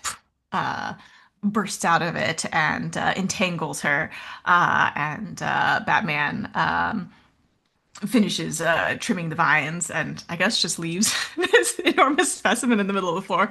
Curators can deal with it, and we'll haul her to her feet and say, "Well, back to Arkham for you." And then, I'm just gonna get out again, right? and I don't think he'll respond to that. I think Black Mouse will run for them in the room. He'll just sort of take a couple of shots randomly behind him as he's running off. Amazing. Love it. So Black Mask gets a survivor point, and Poison Ivy is caught. Blake, you get to set the next scene. Yeah. Um, maybe it's like an automotive section, cars from different eras and stuff. Ooh. Maybe there might only be like 20, so it's decent size, but it's not huge. And they've got lights on the front, so it makes them look shiny and metallic and stuff. Maybe like blue and green lights on the floor and stuff to, yeah, make them look nicer than they actually are. So, T, which villain do you want to play here? Feeling Harley Quinn. You got you got her. I'm gonna take Captain Cold. Yeah, I think Harley Quinn is behind the wheel of one of the cars and honks the horn and says, "Now this is a ride." Um, I think Captain Cold is standing in front of a I think he's standing in front of like oh, I know. He's standing in front of like a 1930s ice delivery truck. And he's standing there looking Mm. at it, and he's standing there looking at it. He's got his hands crossed, his cold. I think he's got his arms crossed while gesticulating with his freeze gun, and says, "Hmm, I wasn't thinking that I need a signature vehicle, but this one will do nicely." He then uses his freeze gun to like start. He then uses his freeze gun to start like freezing uh, like freezing the supports that are holding this thing down, and then he just takes like the takes like and then takes the back of his gun and like smashes the steel, and since it's now so cold and brittle, it just shatters. And he looks over at Harley and says, "Yeah, I didn't think I'd be stealing a new ride either, but this seems to be what's calling to me." And I think she has figured out how to turn it on. They found like some sort of like safety so that people can't just like walk it up and do it. She's hot wiring it. She probably knows how to hot wire things. And she peeks up from the dash and says, "Hey, want to race?" Maybe once we get them out of here. And I think this looks out on I think it looks out on a garden, and there's just like a big glass wall on one side, and then on the far side we can see, hedges and like a little bit of lawn. And she says, "Think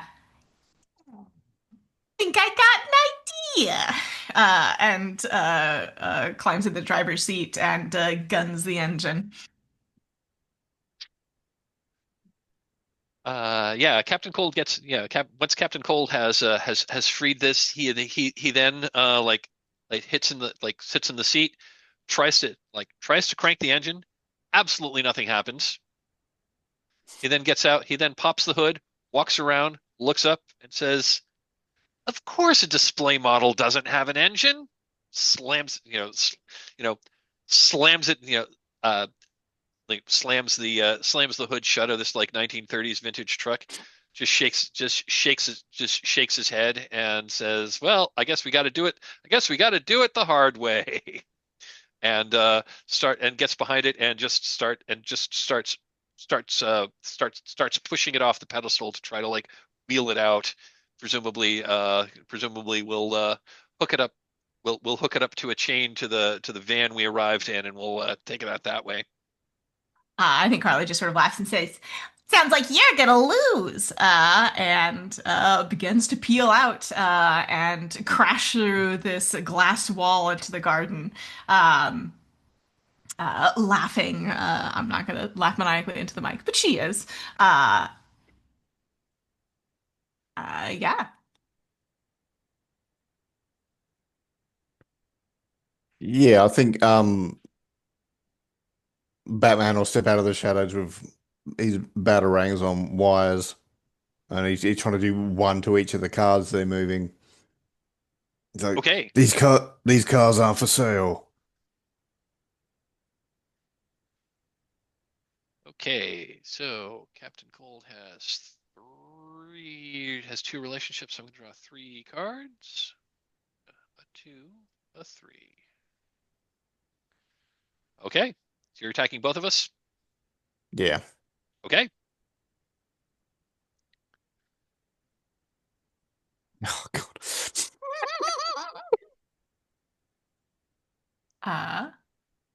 Uh, Harley has a, six of hearts to your five of clubs.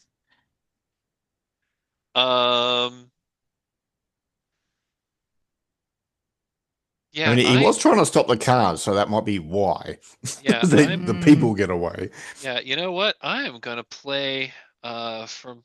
I am gonna play for myself. I'm gonna play myself an eight of clubs. However, Okay. I am also going to do a little power gaming here. Since Captain Cold and Harley Quinn have a Frenemies. frenemies, I am also going to play. I'm also going to play a Seven of Hearts for Batman. Wow. Mm. What does that look Which, like though? um, I think what happens here is, so I think so as Batman is trying to so I think what Captain Cold does is he shoots his freeze ray and he shoots Harley's car, freezing it in place, and says like go, yeah, and says go get her, bats. And at that he like turns and just like runs out of the room. Hey, what's with the cold shoulder?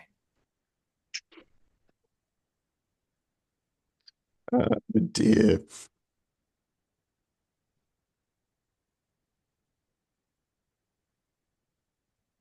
Cold gets a survivor point. And what does it look like as you Batman nabs He'll, Harley? he'll probably, yeah, leap over and, guns on the arm and says, "Oh, you have plenty of time to warm up in Arkham Asylum." Ah, beans. Out of character, what I kind of wished I kind of wished I'd done something different with Captain Cold and like been able to start as well, because that would have been a great scene for like a Batmobile chase. Oh well, maybe in a future scene.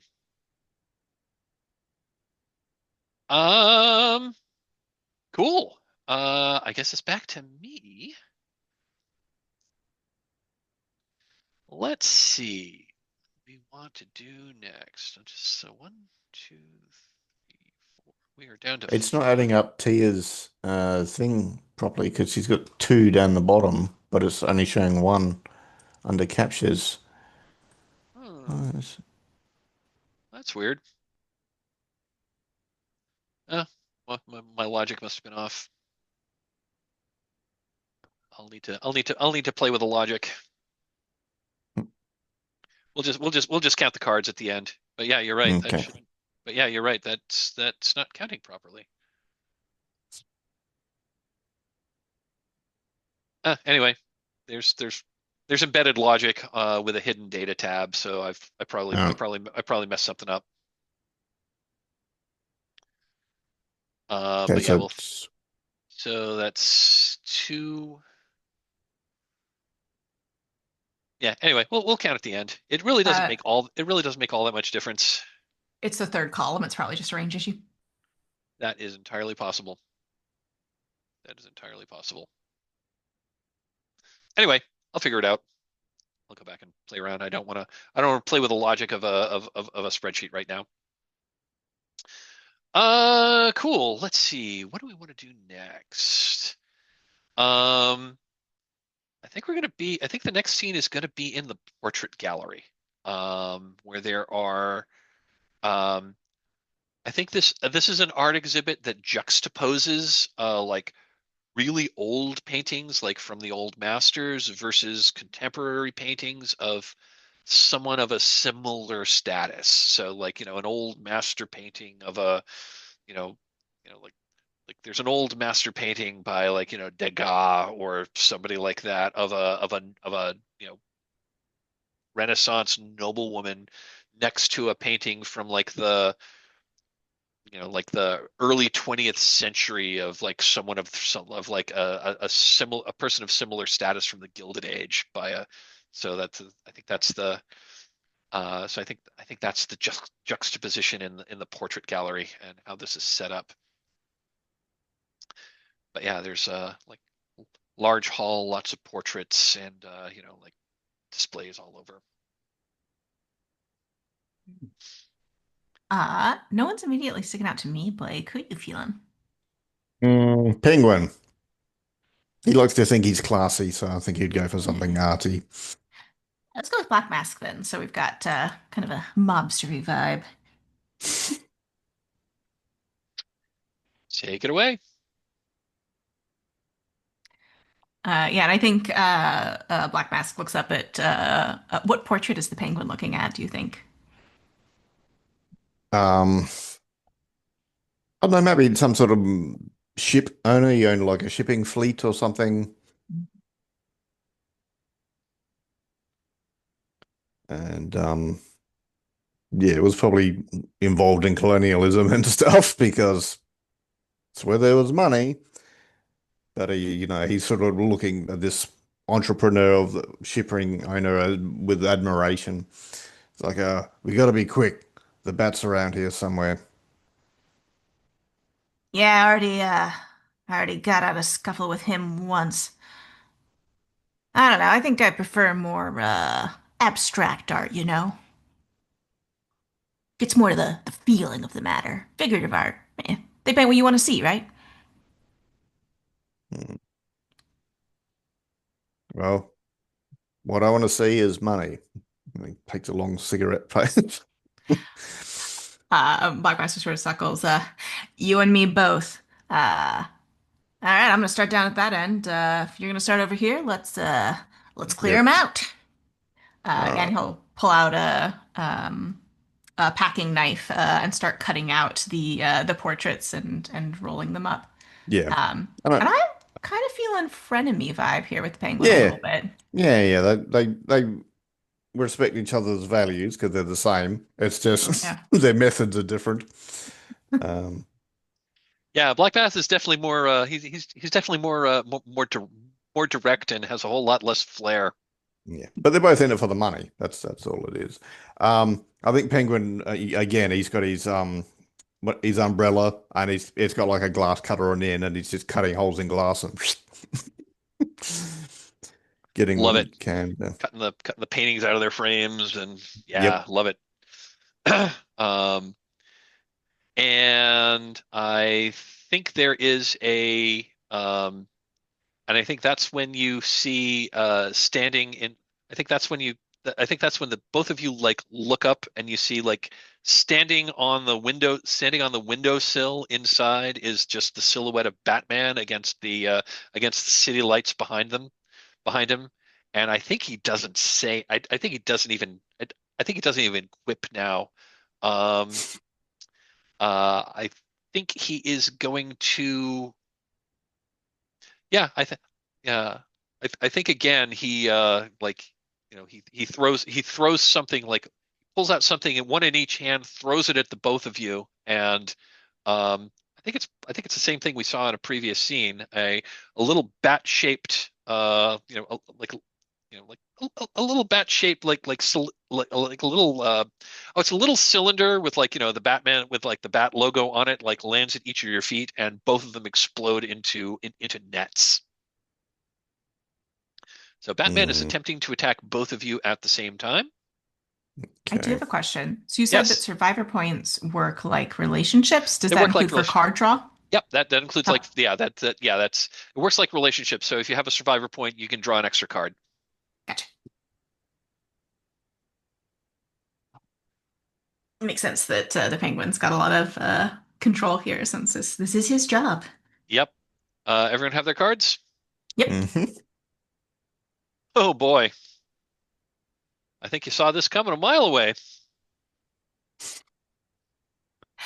Yeah. I'm gonna play Queen of Hearts, tier two of Hearts. Okay. Um. Yeah. How does how does Black Mass? Yeah. So like each like so go ahead and say how you were able to evade. Like go ahead and each tell me how you were both able to evade these nets.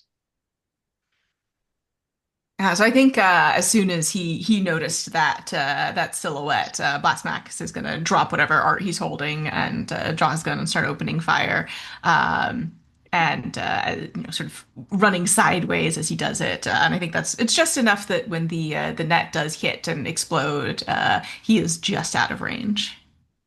Got it.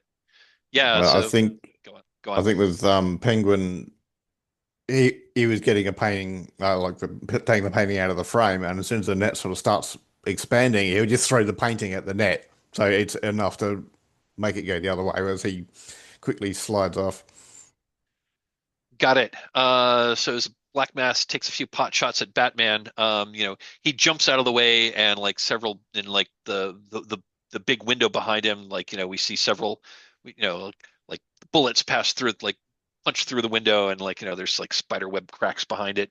Um, and he jumps down and I think he lands, I think he like you know, he like leaps. And again, we don't see where he went when suddenly he just like jumps down right in front of Black Mask, grabs his gun hand and like twists it away and like and like and like grabs him by and like tries to grab him by the throat. So Batman's attacking Black Mask here, and I get a 5.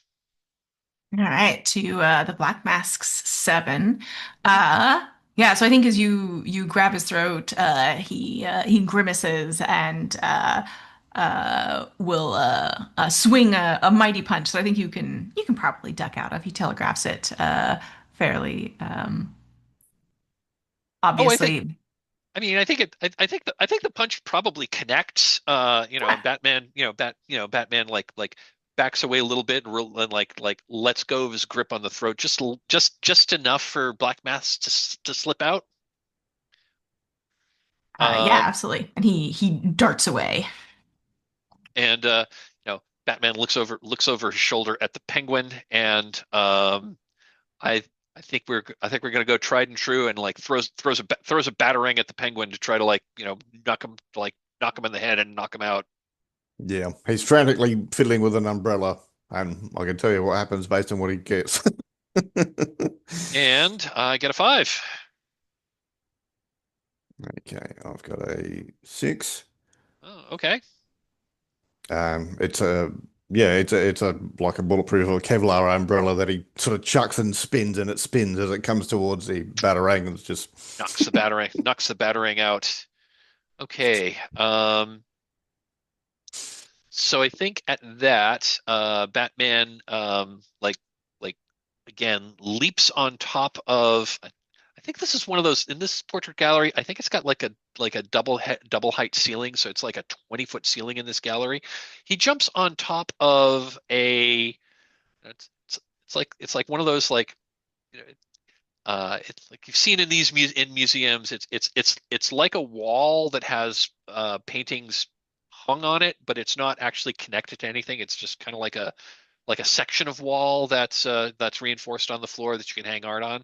Batman like lands on top of that, and I think he does another. I think he like pulls pin and like throws another smoke bomb to try to like make it so that you can't see him, so that he can just like come out of nowhere and capture you both. So I am attacking both of you again, and I got a 9 this time. And that'll be a 3 from Black Mask. I got a 4, so yeah, not good. Okay, so if the killer is able to, or in this case Batman, if Batman attacks everyone in the room and would get everyone, one person does have to get away from the scene. So in this case, it is the person with the high card. So it looks like the Penguin is going to get away here. Because Penguin's card is higher than Black Mask's.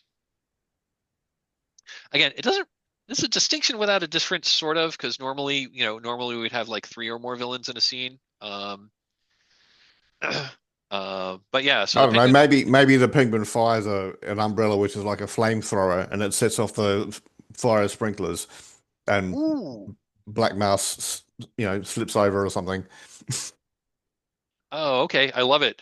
I love it. So yeah, The but yeah, so dirty Batman like trick. yeah, Batman drops down behind. So Batman drops behind, and that was I'm sorry, Blake, you played the 4? Yes. Yes, Okay, Penguin gets cool. away. Penguin gets away. So yeah, Batman like drum. So yeah, the sprinkler system goes off, and there's also a defense mechanism that like basically like awnings go down over the portraits so that none of them get water damaged. Um, but yeah, Batman, like in the smoke before the water comes down, Batman like just kind of like lands behind Black Mask, gets his arm around Black Mask's throat, twists his arm behind him, and says, and says, you know, the only art you're gonna see now is in uh, the only art you're gonna see now is in the prison rec room.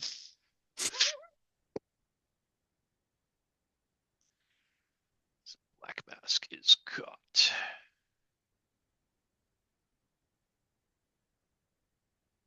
All right, and then that'll take. So we have at this point three characters left. Is this when we do the final scene, or is it when we have two characters left? Uh, let's see. We've got four still in play. Penguin, Captain Do we? Cold, Oh, it's already been Weather marked. Okay, Wizard, yeah. and So we've Kite got Man are another all scene. still in Gotcha, play. gotcha, gotcha. Yeah, Endgame would be triggered when we're down to two characters, since we're Just two. Okay. yep, just two. So one will get away. I need to take a quick bio break. I will be back in just a moment. Or do we want to? Let's see. We've got 1 hour left to play. Do you want to take another 5 minute break here? Sure, works for me. Awesome. Let's be back in five. All right. So I think. Okay, so it looks like we've got four villains left. The Penguin, Captain Cold, Kite Man, and Weather Wizard are the only ones that have not yet been apprehended by the Caped Crusader. Um, let's see. Portrait gallery was you, right, Mike? Portrait Gallery was me, yes. All right.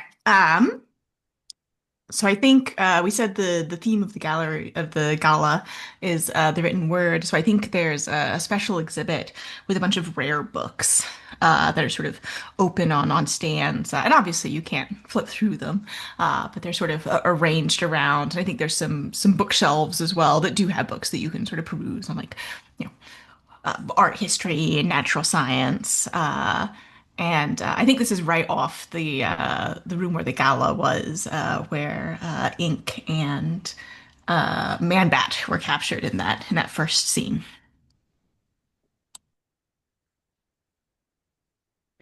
So if this is a gallery of books, yeah, I think the character who'd absolutely be most interested in books is absolutely going to be Kite Man. Of course. Um,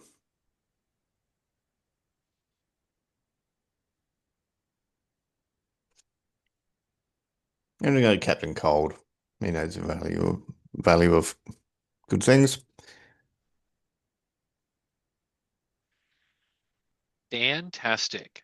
So yeah, so Kite Man's is looking over these, and I imagine these are like glass cases that have, these rare and antique and illustrated books that are like in book stands, so that they're open to uh, particular pages that would be of interest to museum goers.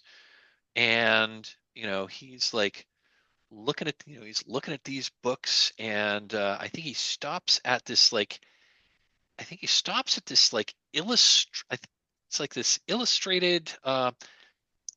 He stops at there's like a medieval illustrated Bible, and the pages open up to this like two-page illuminated spread of like angels flying of like angels in flight over. Uh, it's, there's like a big illuminated page of like an angel with its wings spread, and he's like, "Wow, that's I mean, this is I mean that's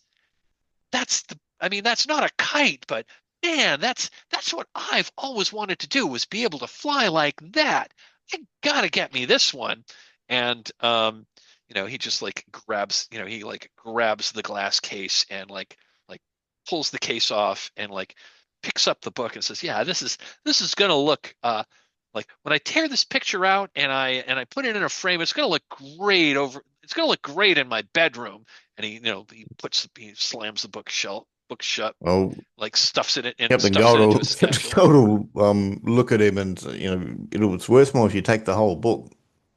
Well, I mean, I am taking the whole book, but but man, this is gonna look great in a frame. Oh, but it probably is worth more as a whole thing. I don't know. That paint is really pretty. I don't I know. don't know. I don't know. I'll figure it out. I think Captain Cold he'll fire his cold gun and like freeze up two of the exits because he's like, so that way if we get any unexpected visitors, they're coming in through that door. Good call. Good call. That way, yeah, there's only one way in. Of course, that Well, does mean there's only one way out. that won't be a problem. You know, fires up his cold gun again. And I think at that, Kite Man like looks up, and I think this is also a room that's very tall, and there's some windows up there, and he's like, "Yeah, I can make it up there. So if things go bad, I can go out that window." And But with that, go on. I was gonna say, so I think the emergency lights were still on in here, but at this point they cut out, and it is completely dark, and you hear a voice from the darkness. Uh, you two doing a little light reading? I mean, I got to be honest. I mostly just look at the pictures. But hey, And you hear sort of like a pneumatic puff from the darkness as Batman fires something. Who knows? hey, TBD. okay. Well, it looks like Kite Man has two relationships and a survivor point, so I'm drawing three cards.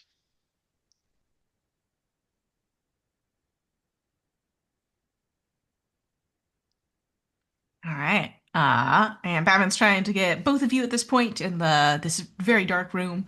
And he's got a 6. He's got a six. So let's see. So it's Kite Man and Captain Cold, and we don't have a relationship with each other yet. And Nope. I don't think we really established one in this scene before Batman showed up. Nah, Doesn't not really feel really. like we did. We're just having some we're just having some banter. So yeah, I don't think one. Okay, so Batman played a six. Yeah, Kite Man's playing a nine. All right. Kiteman's got a 9. Captain Cold has a 7. So you are both able to escape. And I don't think you see what it is, right? There's you're both juking and Hmm. you hear something clatters So against yeah, the wall in the distance. so Kite Man like jumps into so Kite Man like jumps into the air, pulls his like like pulls the cord, and his giant kite on his back like extends, and you know and he like swoop and he like swoops down a little bit like over Captain Cold, catching a bit of an updraft from the from all the from all of the cold air that Captain Cold has generated when he froze those doors shut. Mhm. So he's able to get some lift, and is trying to get up to the window so that he can get out of here.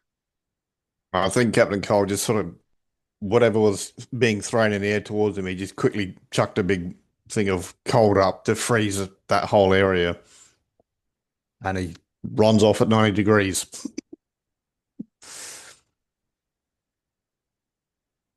It's like, Help if I am needed. come on, Batman, you never let us have any fun. And I think as Captain Cold runs off, he is going to run directly into Batman in the dark. You just feel this, sort of solid physical presence as you are grappled. Maybe. Let's find out. That's an 8 of clubs for Batman. Yes. So, damn it. Yeah, and you just you feel yourself being um, grappled is still the word I'm looking for. I'm trying to come up with synonym and can't I can't as the cuffs go on your wrists and he says uh, hmm Not the warm reception I was hoping for. there you go. And that one goes that sort of non-committal grunt he makes and that is that scene I think. I think that's the scene. Fantastic. Hey, Blake, you get to set the next scene. Oh,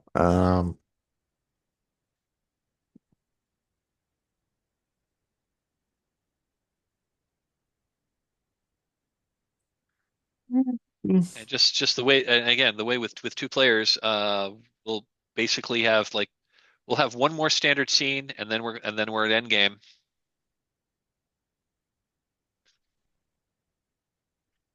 maybe it's like a back sort of warehouse area where they prepare exhibits or stash away older exhibits. So there's just lots of crates and shelves and Is this where we're like, is this where we're assembling to try to get away?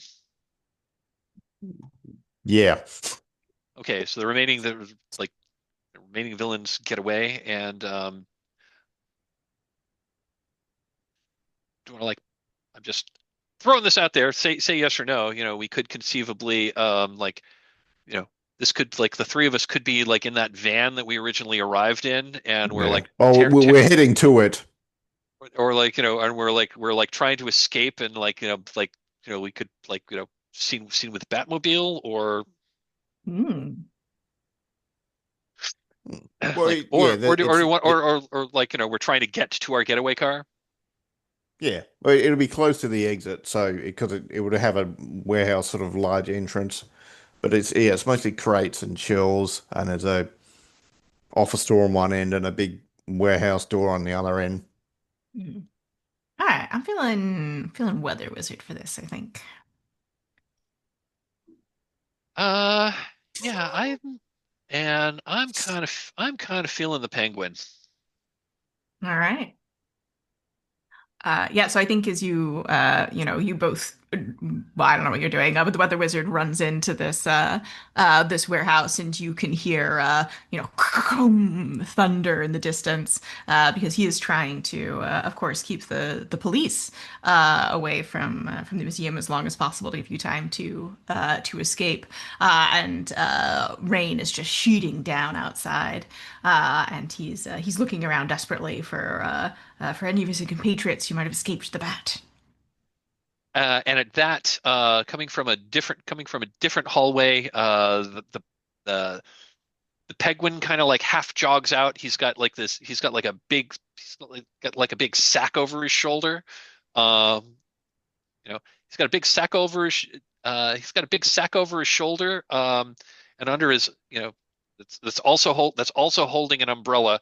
And under his other arm is this like large is this like you think it's at first you think it's like a taxidermied you think it's a taxidermied penguin, but the proportions are wrong for a penguin, even though the colors are right. It's got a much longer neck than a penguin has. It's like, weather wizard. Yeah, the bat was the weather wizard. Good to see you here. I think it's time to make our escape because Batman and Batman uh, Batman himself showed up. The dirty bat. Let's get out of here. Absolutely, I already had a run-in with him once. And the Yeah, weather so did wizard I. is empty-handed, but more than happy to escape with his freedom, I think. Um, like looking at the loading dock, we see the van that Captain Cold and Harley and Ivy had arrived in, and says, well, if we take that, well, there's our getaway van. We might as well just take it. And Weather he start wizard nods and says, "Any port in a storm." And you hear a take this instead, and you hear the sound of chains rattling as two half-empty crates positioned over your head start falling towards you. Ah, classic. classic, All classic. right. And he's going to draw two cards. Let's Two, two, see. We've two. got one, two, three. Ooh, Penguin's got six cards. Oh, well, he's a mastermind, right? Yeah, he This was was the his job. mastermind. He was the mastermind. Yeah, he's got three relation. He's got four relationships and two survivor points. One, two, three, four, five, six. Well, let's see what happens. Damn it. I'll tell you this: Weather Wizard can't beat a seven. That is a five for the Weather Wizard. The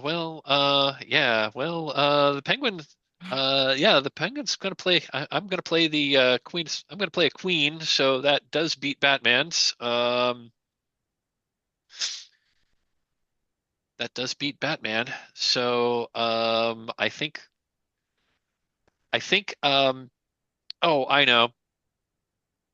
Yeah, the Penguin, sees the Penguin sees this crate falling, like I think he drops the stuffed auk onto the ground, grabs his umbrella with the other hand, presses a button, the umbrella opens up, and then the top of the umbrella starts spinning and like spins off and just like goes up and like and deflects the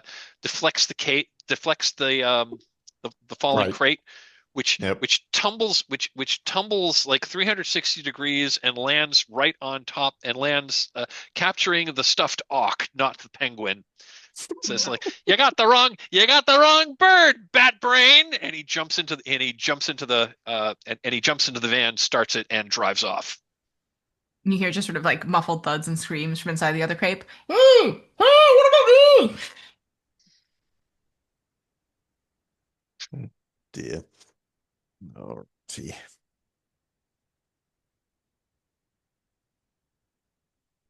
Okay, so the penguin gets another survivor point.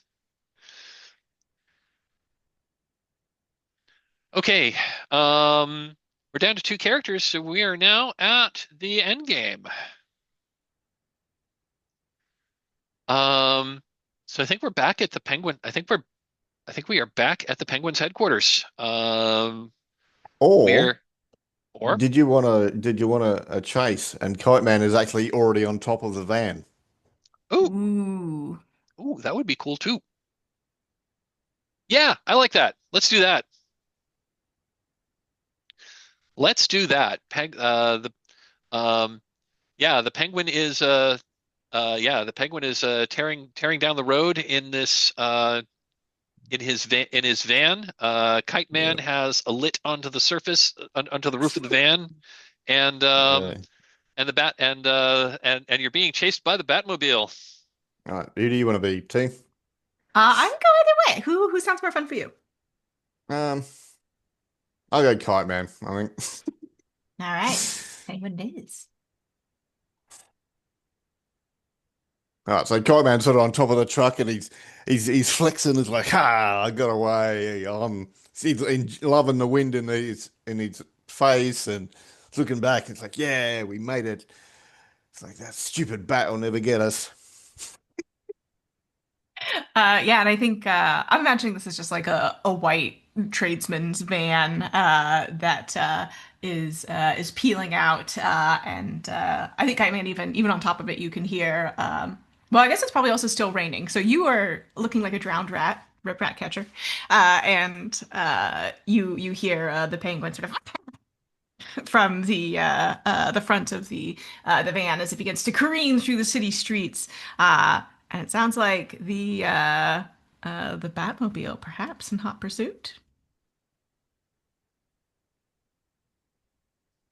Yeah, I think from the top of I think you're like I think you like yeah. So Kite Man on the top of the on you are on the uh top of this van as it's driving, and yeah, you do hear the sound. You do hear the telltale sound of a very high performance engine behind you. You look behind, and yeah, the Batmobile is about 5 car lengths behind you and closing fast. What do you do? Um, I flick out two kites, so sort of one on each end of the truck, so it helps secure me to hang on there. It's like faster. And I think the penguin says, "You're creating drag, you imbecile! I've got to get rid of some of this dead weight." And he's going to start, because do we have a rival relationship? No. You I think we don't. do now. I think you have a rival. I think you have a rivalry now. Go ahead and establish a Okay. rivalry. Yeah, and you feel the van is starting to like jerk erratically back and forth, trying to shake you off, and Great. A, reduce weight, and B, perhaps, you slide back and hit the uh dash of the Batmobile and distract the Mhm. bat. That'd be Uh, great. I was going to say, yeah, and I was going to say at this point, Batman attacks. The Batmobile starts accelerating very, very quickly and rams the back of the van, attempting to disable the van and and capture our villains. Absolutely. And so we draw to our Yep. So cards as usual. Eh, go ahead and draw cards as usual. I'll be here a minute. 17 plus 3. Okay. Yeah, the Penguin's got a lot of cards. He's Although got you never know, 8. you never know. You could just draw not bad. You could draw not great cards, and I as Batman could draw an ace. Very true. I don't think I got anything over 9 yet. Terrible. Alrighty. I'm ready. All right. Everyone have your cards? Mhm. Okay, Mm-hmm. so Batman is attacking both of you at once, and I got a 4. I'm gonna do 7. Okay. He is going to do the penguin's going to do a 9. Uh and then is going to uh give Batman an 8 because he is actively trying to get Kite Man off the top of this van. Um Oh, I love it. Can he's I he's Um, give Penguin a 3? you no, you cannot No? lower. You can only play a card that is higher than the one that is showing. Ah, right. Okay. Oh, that would Damn have it. been a wonderful moment of betrayal. No, you can't. No, you can't lower a card. You can't lower any. You can't lower a card. You can only play a Yep. higher card. That was Okay. Yep. Yep. that threw me the first couple of times I played this game. Yep. But yeah, All right. Cool bananas. yeah. So like low cards really don't help anybody. Yep. So I think when the thing hits him, he's so busy trying to hang on to his kite, he's actually got tangled and he can't stand up anymore. He's just tangled up on top of the van now. Got it. These self-trusting villains, so convenient. So I think what happens when the van like rams like so the Batmobile like rams the van. And I think that does cause like Kite Man to like I think that causes Kite Man to like fall off, kind of like get tangled in the other kites that he was trying to. I assume you were trying to like fix the Yeah. kites to the roof of the Yeah. van so the van could fly. Yeah. So Um, now they've trapped so him against the van now. so yeah, so I think so I think Kite Man's kind of like it gets caught up with these kites and like one tears free and um so I think Kite Man like lands on the hood of the Batmobile lands on the hood of the Batmobile kind of like tangled up in the kites Yeah. as the van damaged you know the van damaged like continues off into the night um but the Batmobile like screams to a halt. Like Kite Man's like falls off of the front, and then Batman is just there and says, "Ah, Kite Man, hoist by your own petard again." My spirit flies free. You'll never capture that. Hey, don't call me a petard. That's rude. Yeah. I think when All right. Batman does find the van, it is empty and it's next to an open sewer grate. Got it.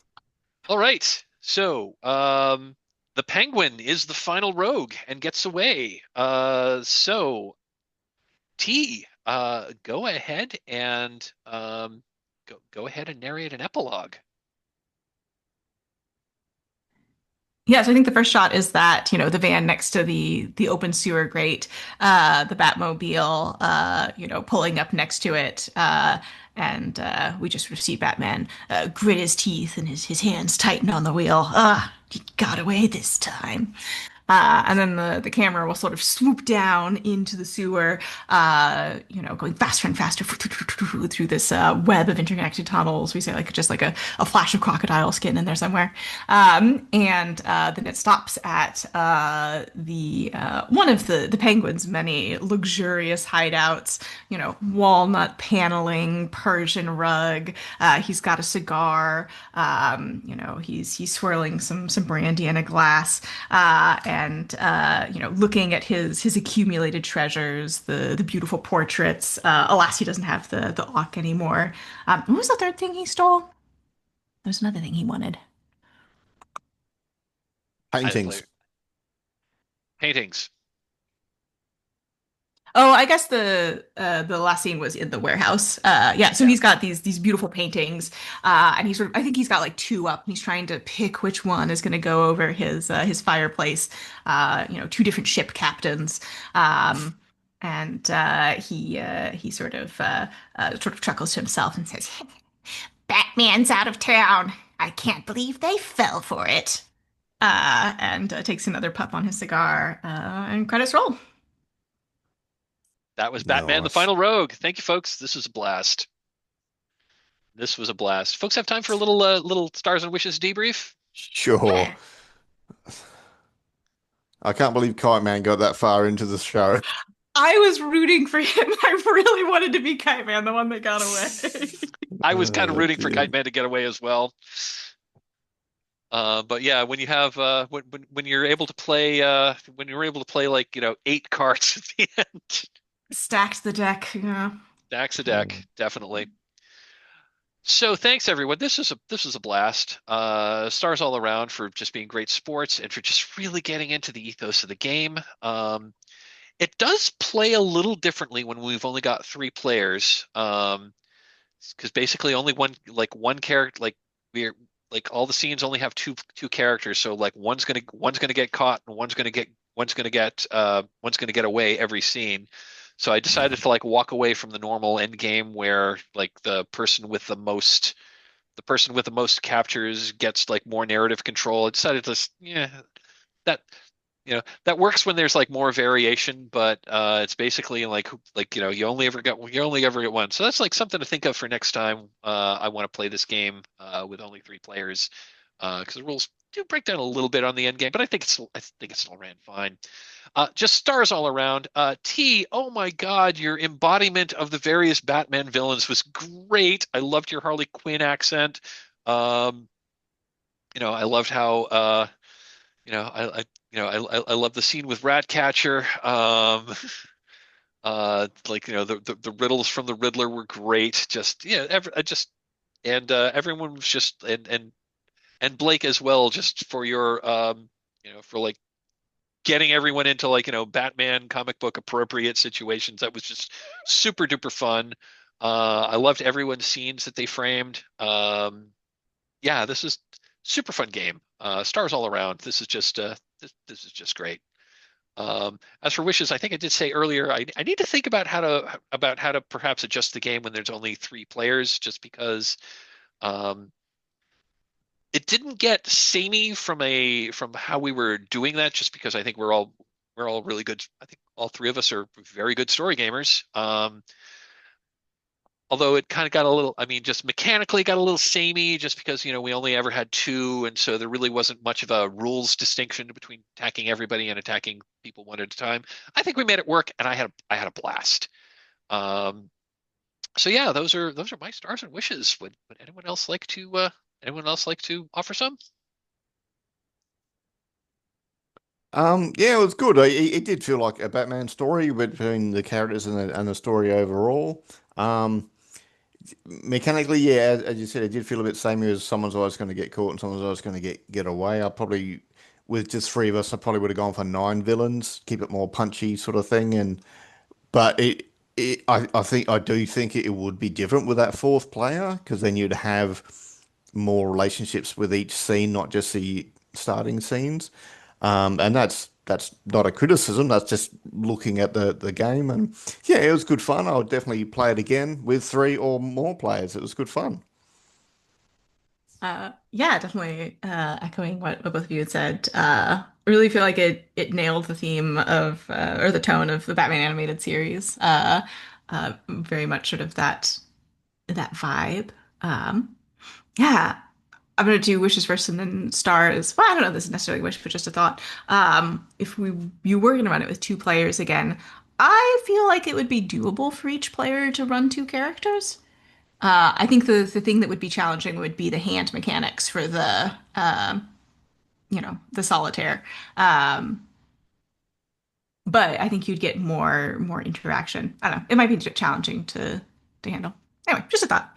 But yeah, I had a lot of fun. I felt like there were a lot of just like very zany moments. I really appreciated. The Poison Ivy was looking for petrified wood, and that's the only thing she was there for. She was looking for the samples. I liked the opening the ice delivery truck and being like, "There's no engine." I feel like that was a really fun moment. It was sort of like a subversion of expectations. I also really liked having Black Mask. I feel like having one very grounded character who also just straight up has a regular gun. I feel like brought in a little bit more of that noir vibe that I think Batman really thrives on. So really fun time all around. Thank you, folks. Yeah, I had a blast. This is fun. I always have a great time with this game. And it just sings when we have people who really embrace like a story game ethos and can just really jump into these characters. So yeah, thanks, folks. I had a blast. It's good Um, fun. Thank you both. I'm going to end the recording here. So thanks, everybody.